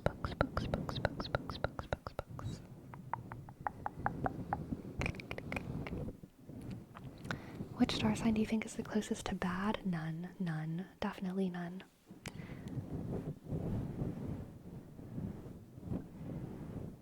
It's like saying there's a bad color or something. There's colors that I don't like, but like they're not bad colors. And also even the colors that I don't like can be used beautifully in a canvas in a way that I absolutely love, in a way that makes me love the color, you know?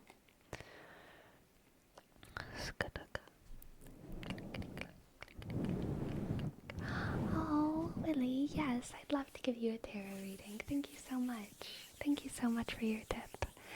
Thank you, thank you, thank you, thank you.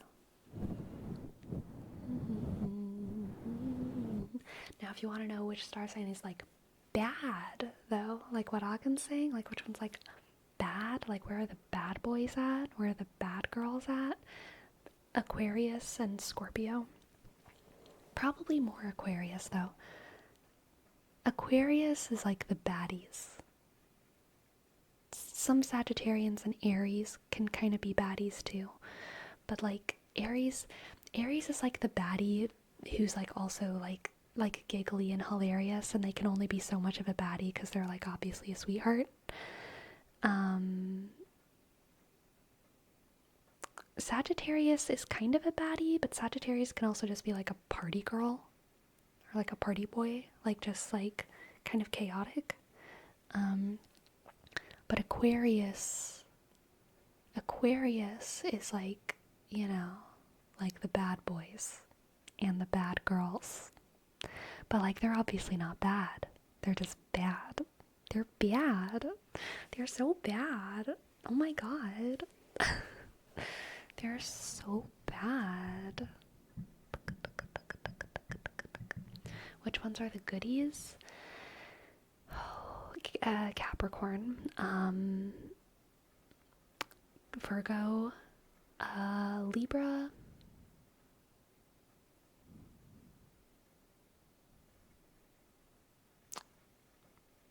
Capricorn, Virgo, Libra. Yeah. Taurus is good, right? All of them are good.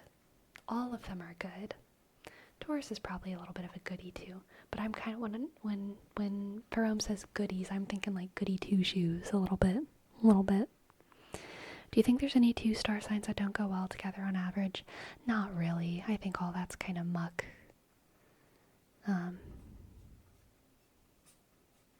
People are so much more than just their star sign. Their sun sign, because they're also, you know, their moon and their Mercury, and they're all of it. So it's hard to say. Yes, thank you, Destructicon. On to these readings. First, we are going to do one for Willie. Willie. Let's see what the cards have for Willie. You don't believe in the incompatibility between signs. So I believe that certain signs bring out different things in other signs. And I believe that certain signs can be complementary and other signs are not complementary. In the same way that some colors are complementary and then other colors are kind of like not complementary. But in the same way that like dissonant music can be beautiful when it's part of a larger piece, and dissonant colors can be beautiful when they're part of a larger tapestry and a larger canvas. Yeah, signs are like that too. Even if they're not compatible, doesn't mean that they can't match up, right? Yeah, exactly. Like, yeah. All of the signs can be all over all of the other signs.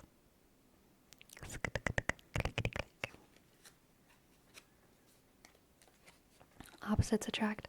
Yeah, I mean, I'd take it a step further and say that, like, kind of like the color wheel, different shades of red go well together, and also things right on the things that are like the most opposite can kind of go well together, like red and blue or something. The weirdest, most uncomfy things are like red and brown, you know? That would be something that's like, how do we make that beautiful? But then you make it look beautiful by making it look like fall. And there's oranges and there's yellows and then the reds and the browns go great together. And then certain star signs are like that too. Like there's certain star signs that like, there's not too much going on there by themselves. I would say like, probably like Virgo and Libra. There's like they're not very related. I think they're both mutable, but like there's nothing like majorly drawing them to each other or away from each other. But obviously in the tapestry of a whole person and another whole person, when you look at where their moon is, when you look at where their ascendant is, when you look at where their Mercury and their Venus and their Mars is in their chart, there can be things that draw those two people together in a very beautiful way. Neatrix, thank you so much. A not at all serious brief reading for me and my crush, please. Yes, I can definitely do that for you. Thank you so much, Neatrix, for your tip. Thank you, thank you, thank you. But let's do a reading for Willie. Okay, Willie, Willie, Willie.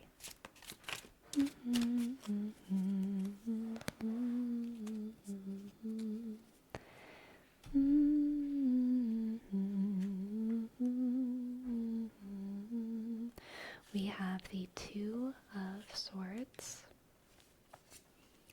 the Five of Pentacles, and the Six of Swords. Okay, so definitely, Willie, this is a get out of there reading. This place has nothing for you. Whatever situation you're in, Willie, I feel like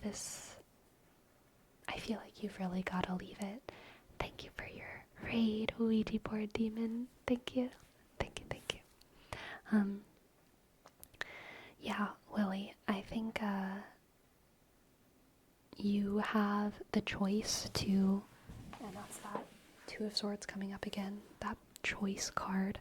You have the choice to leave your situation right now, and if you stay, all there is going to be there for you is like desolation and emptiness. It's that Five of Pentacles, famine, lack of resources, emptiness.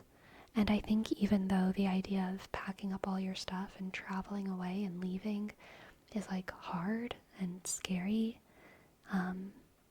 it's the right choice, because this place has nothing for you, okay? Let's get another card. We have the Ace of Swords. Yep, be smart. Be smart. Muster all of your energy and do something that you know is right. Not because it's gonna be easy, but because you know it's right. Okay? Okay, Willie?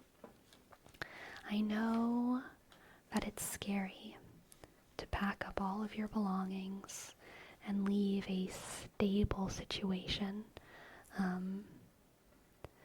But even when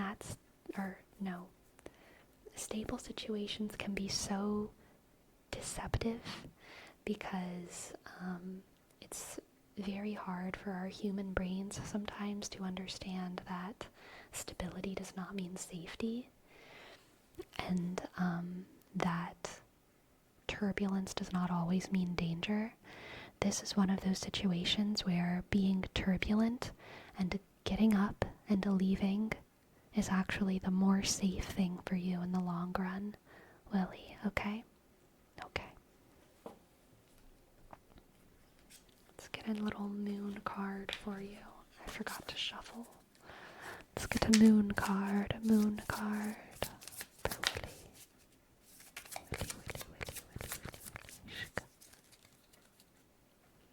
Ba-da-bum-bum, ba-da-bum-bum. We have Vega.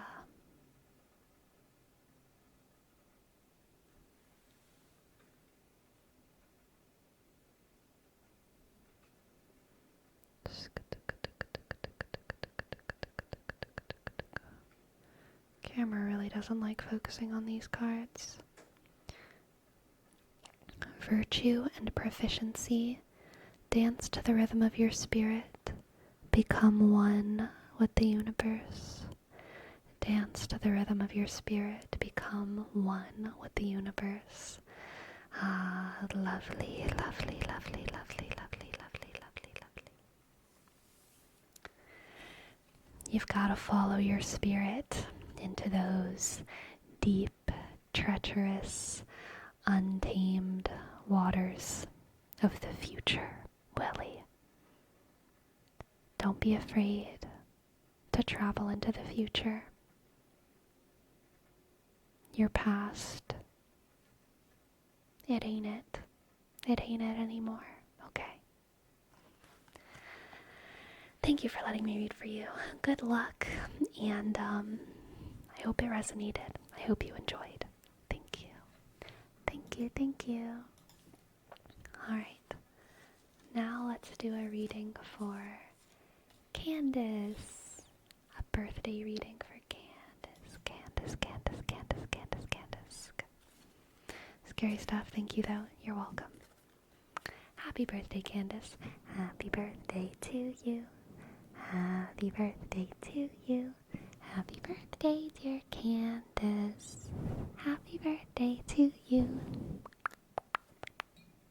Let's see what the cards have for Candace. Candace, Candace, Candace, Candace. Candace, Candace, Candace, Candace. Candace, Candace, Candace, Candace.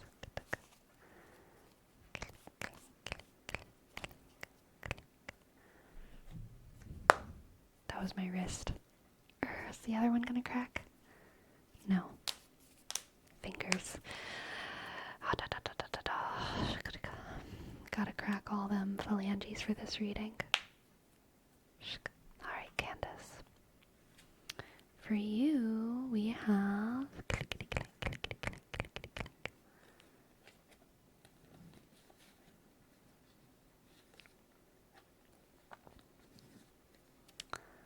Willie, get out of my cards. I just pulled the exact same 3 cards after shuffling that whole time.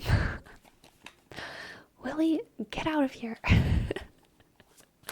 Stop hogging the tarot. Stop hogging the tarot.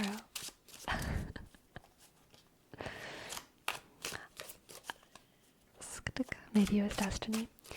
I don't think sometimes, but whenever it happens one after the other exactly like that, I think it's more like leftover energy. You know what I mean? Leftover energy, rather than the new energy coming in. Okay, Candace. Let's see. We have the 9 of Wands, 9 of Wands, the 10 of Wands, and the Lovers. 9, 10, the Lovers. Oh, Candace. This one is pretty beautiful. I feel like you are holding a lot inside yourself. And in the near future, you are going to go through an evolution where you let down your walls and set down the burden of yourself at someone else's feet, and you accept love.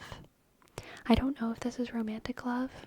It could very well be, but it isn't necessarily. But I do think that this reading is talking about there's a clump of cat hair on my keyboard. This was just like resting on my keyboard. Terrifying. I think that you are going into a phase of your life where you are going to learn how to truly, truly share yourself with another person, including the hard parts, you know? Including the hard parts. There's a quote that, like, loving someone is trusting someone else enough to change you. Loving someone is trusting someone else enough to change you. And that's kind of the vibe that I'm getting from this reading. I think you've felt a very strong, like, responsibility to be in control of a lot of your problems in the past. If only you know about them, only you can fix them, and then only you can kind of like control the results of them, you know what I mean? If you share your problems with other people, and truly share your problems with other people, if you can trust someone enough to make your problems their problems too, and if they love you enough to accept that, then the solutions are things that are formed together as well. And you're able to give them part of that burden of your life in a way that's like really beautiful. And I think that that's what's going to be happening to you this year, okay? You're going to learn a whole new sort of stage of vulnerability. Let's get another card. Oh, we have card we must censor. Justice, justice, justice, justice, justice. Justice. I love these warrior bees.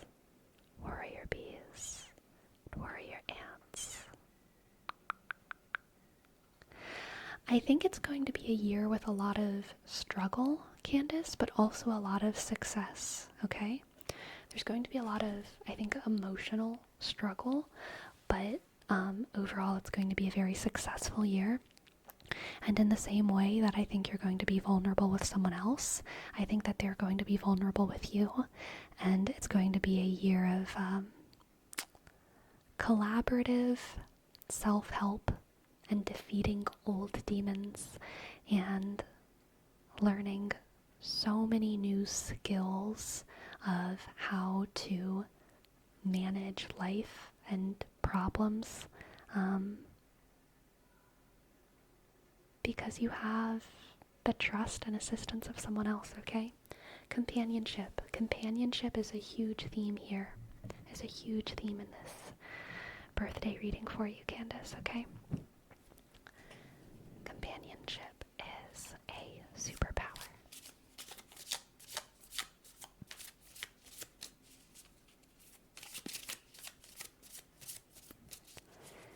Let's get yawn. Let's get a moon card. Alamises, alamises, alamises, alamises. Physicality and intellect. Your mind is like a sovereign, but your body also deserves glory. That's interesting. That's interesting. Oh, I just like dropped the card and it fell on my desk, bounced on its side, and landed right back into my lap. It's kind of amazing, honestly. Alamises, physicality and intellect. Your mind is like a sovereign, but your body also deserves glory. And we have the signs there for Gemini and Taurus. Gemini is very brainy. Taurus is very body.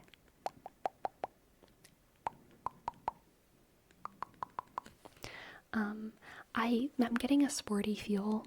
I don't know if you play sports, Candace. I think it's also because I'm looking at the naked body of Justice on this card, and she is fit. But like, I'm getting this sporty vibe, and this is kind of unrelated to the rest of the reading, but I feel like you're going to have like success in sports.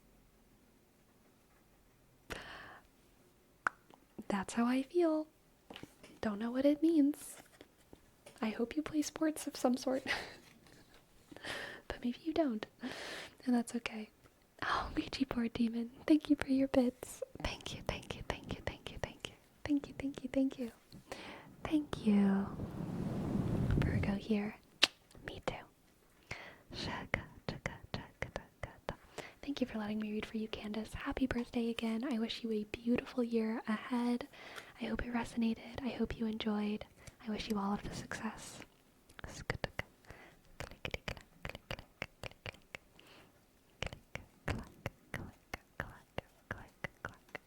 Alright, now for Netrix.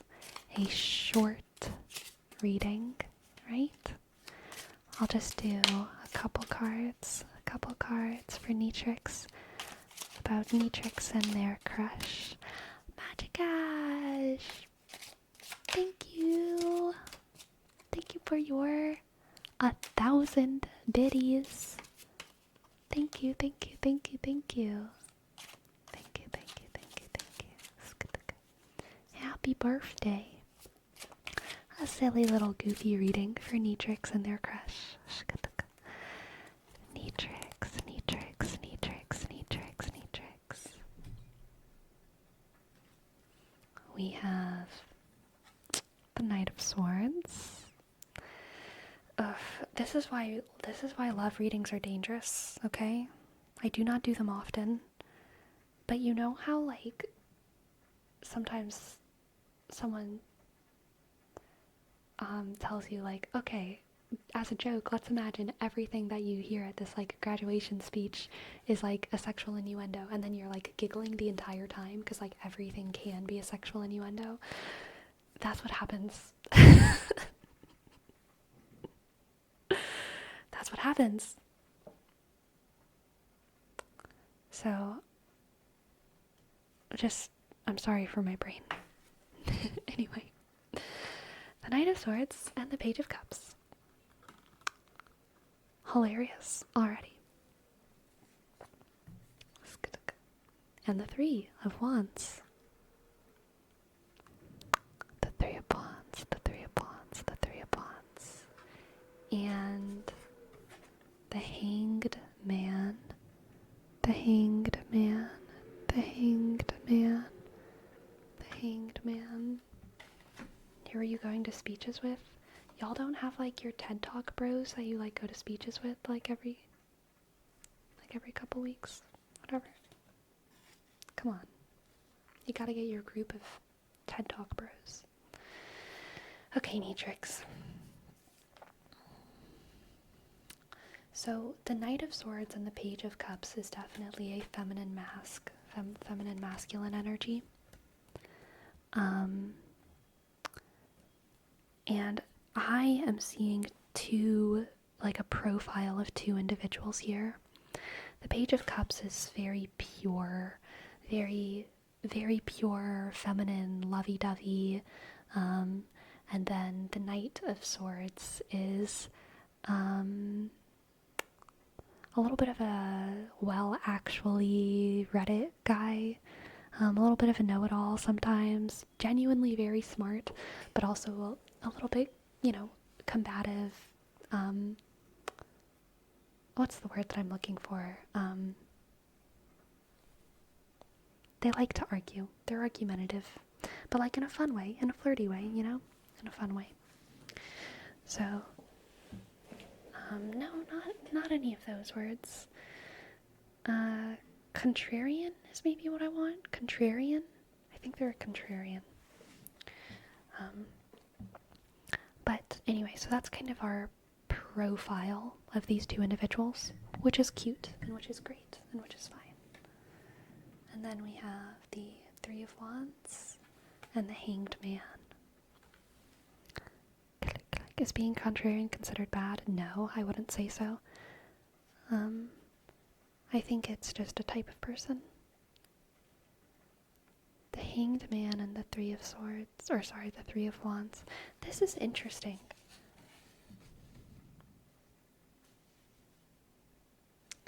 So, okay. this is indicating to me a lot of communication between these individuals, while also kind of a sense of stagnation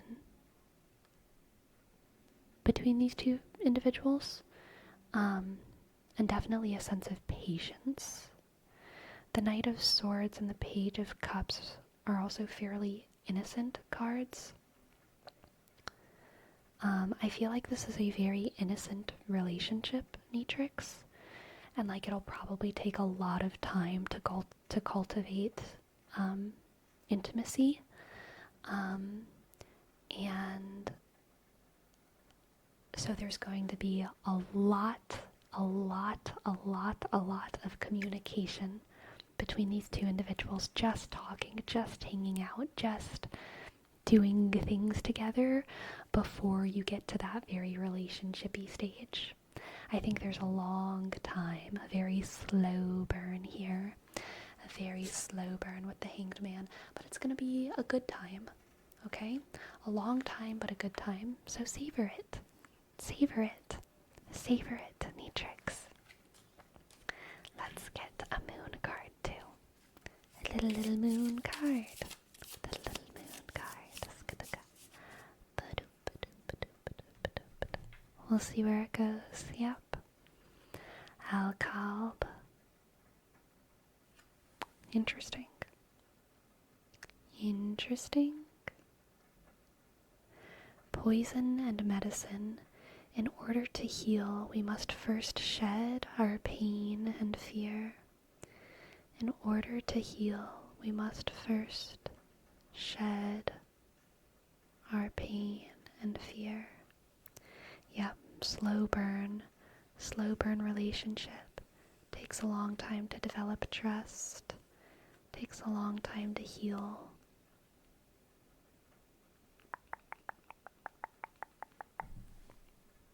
Thank you for letting me read for you. I hope you enjoyed, and I hope that it resonated, Netrix. And thank you so much for your tip. Thank you. Thank you. Thank you. Arigato gozaimasu. Arigato gozaimasu. Arigato gozaimasu. Again. What? Thank you for actually doing it. Hope I'm not upsetting Fate Sama. I think Fate Sama is probably pretty chill. Agan has triggered an event. Alright, class, listen up with your listening ears, okay? Listen up.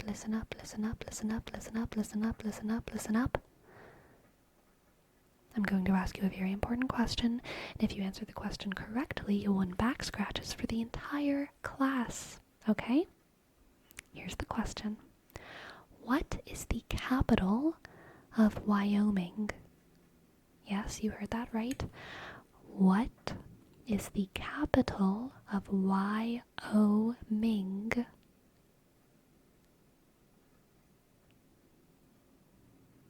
Here's your hint. Wysk, oh Wysk, is Ansk so shy? Click. Wysk, oh Wysk, is Ansk so shy?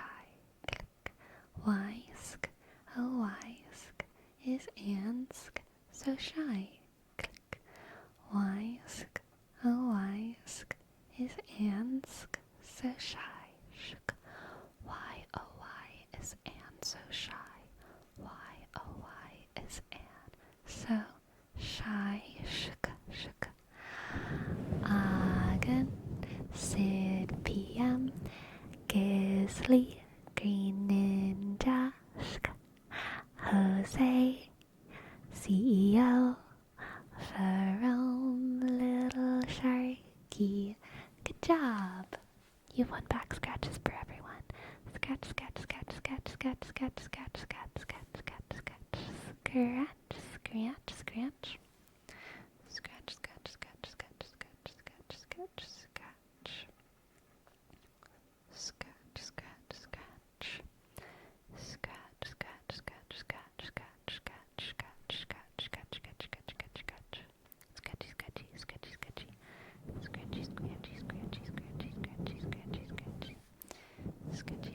scratching y'all's faces like I was scratching Crazy's faces earlier. Faces. Her singular face. Thank God. Sketch, sketch, sketch, sketch, sketch, sketch, sketch, sketch, sketch. Sleepy, is it wrong to resonate with other people's readings? Not at all, Splaz. It's actually fairly common, and I would say that it is fate or the universe or God's way of bringing all kinds of different people to the right place at the right time. It's totally fine, totally normal to resonate with other people's readings. Shook, shook. Sketch, sketch, sketch, sketch, sketch, sketch. Sketch, sketch, sketch, sketch. How do I remember Wyoming, though? You really don't need to, Neatrix. Let's be honest.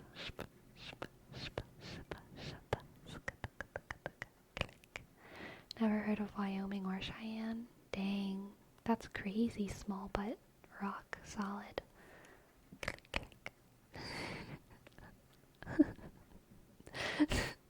I'm sorry that you had a name that's small but rock solid, and I initially wanted to just call you small but. I'm sorry. I realized and I continued your name.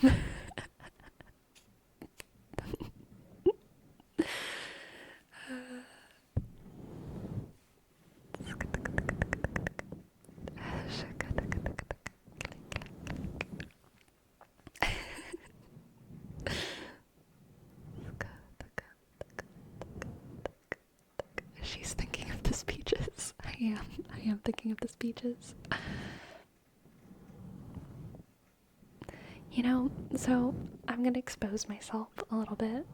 Whenever I was little, that's not really the game that I used to play. I used to play the game with my friends that was like, whatever they say, think about it, but like the bathroom, because we didn't know what sex was. We were like, whatever, like 6, 7, 8 years old. And so like we would go to like church or we would go to the mass and we would think of everything as like an innuendo for like bathroom stuff or like potty humor. And we would just like look at each other like the whole mass or like the whole like school assembly and like giggle. We'd be like, they're talking about something gross. And then when we got older, it did evolve to think of everything as, you know, a sexual innuendo, which is also funny.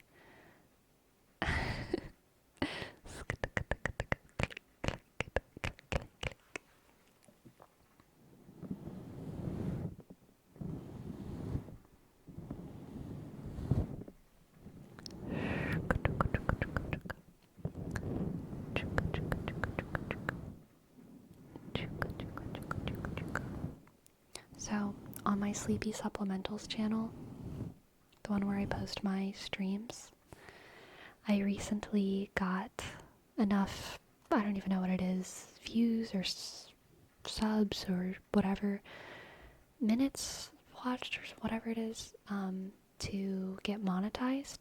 So I monetized the channel.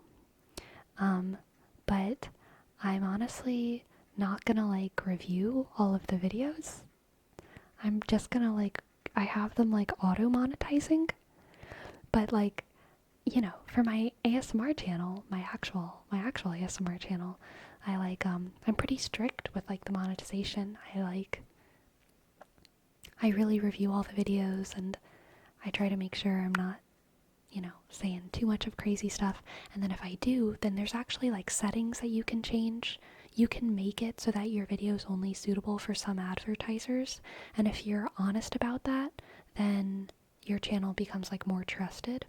And so I do that with my videos. If there's a video that's like a little bit more, implies a little bit more darker themes, like if I'm talking about death a whole bunch or whatever, then I'll be like, limit advertisements. But I'm not reviewing the ones, because I'm not reviewing these whole streams. I don't remember what I'm talking about all the time. So it might get demonetized eventually. It might be too weird, because I do, you know, we do talk about a lot of topics. Has there ever been disputes on your honesty level with what you said? No, never. You just started the monetization. Have you gotten any payment yet? No, and I'm probably not gonna, because I really don't get a lot of views on that channel. So like, it's gonna be a little bit, but I would be very surprised if it's like over $100 a month. It'll probably be more like $50 a month, which is fine, you know? It's like a little extra grocery moment right there. I love it. Hello, Fuki Pookie. What if you lean into the shorts? Shorts? I have leaned into the shorts. Trust me. I have so many shorts scheduled for the future. Like, already, like, made and scheduled. But shorts make, like, hilariously little money. Like, it's pretty funny. But they're good for getting views and kind of acting as a funnel to other content. Crazy treats money. Exactly. I heard that some words can be problems, but only if they're in the first few minutes. Yes. And I have 10 minutes of silence at the start of all my streams. To the chagrin of many viewers. Sleepy, what are we naming the stream? Good question. What are we naming the stream? What are we naming the stream? What are we naming it? What are we naming it? What are we naming the stream? I don't know who I am. I don't know where I'm going. I don't know what the name of the stream should be showing. Crazy petting. Definitely. Click, click, click, click, click, click. Do do do do do do do do. Astrology lessons.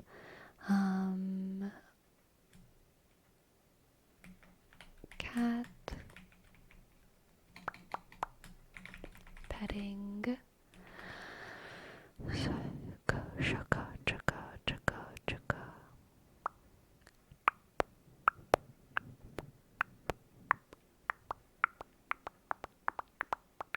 Astrology lessons. Honestly, I kind of just want to do astrology lessons and cat petting. Because I feel like the other stuff that we covered was pretty brief.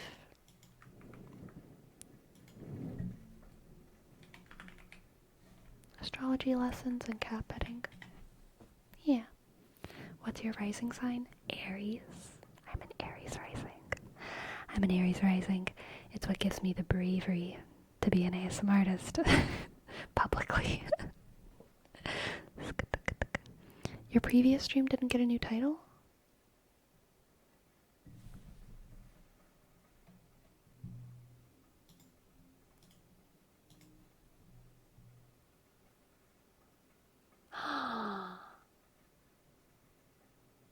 It didn't get a new title.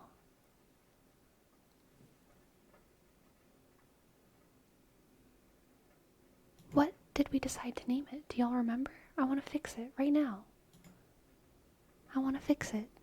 Do y'all remember what we decided to name it? I can try to watch it. Let's see. The VOD should have chat logs. Yeah. Let's see if I can find it. Horsetails, accents, English grammar lesson. There we go. Found it. Horsetails, accents, English grammar lessons. Save changes. Okay, it's fixed. It is fixed.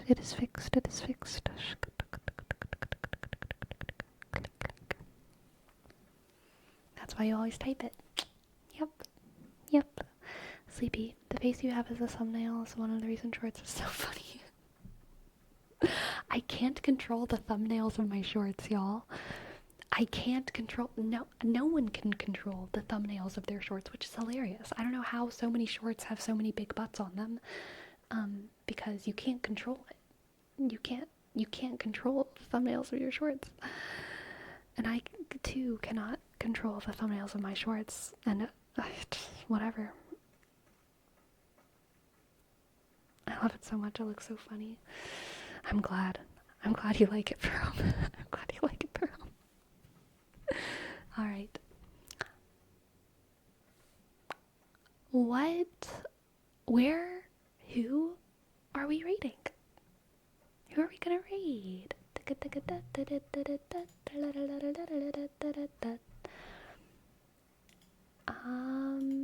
Esau? Oh my goodness, it's been so long since we rated Esau ASMR. And I kind of, love her. So let's do that. Okay. Let's go raid Esau ASMR. Thank you so much for spending this sunny little day with me. I've had such a good time streaming and petting my cat, and now I have a lot of cat fur to clean up. So I'm gonna have a grand old time doing that. As a reminder, this is my cat shirt. This is my shirt right now. Look at it. Look at it.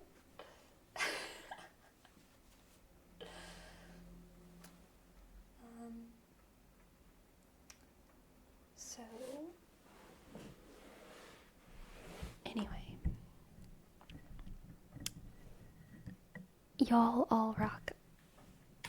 Good day or good night. Good day or good night. Farewell, sleepy.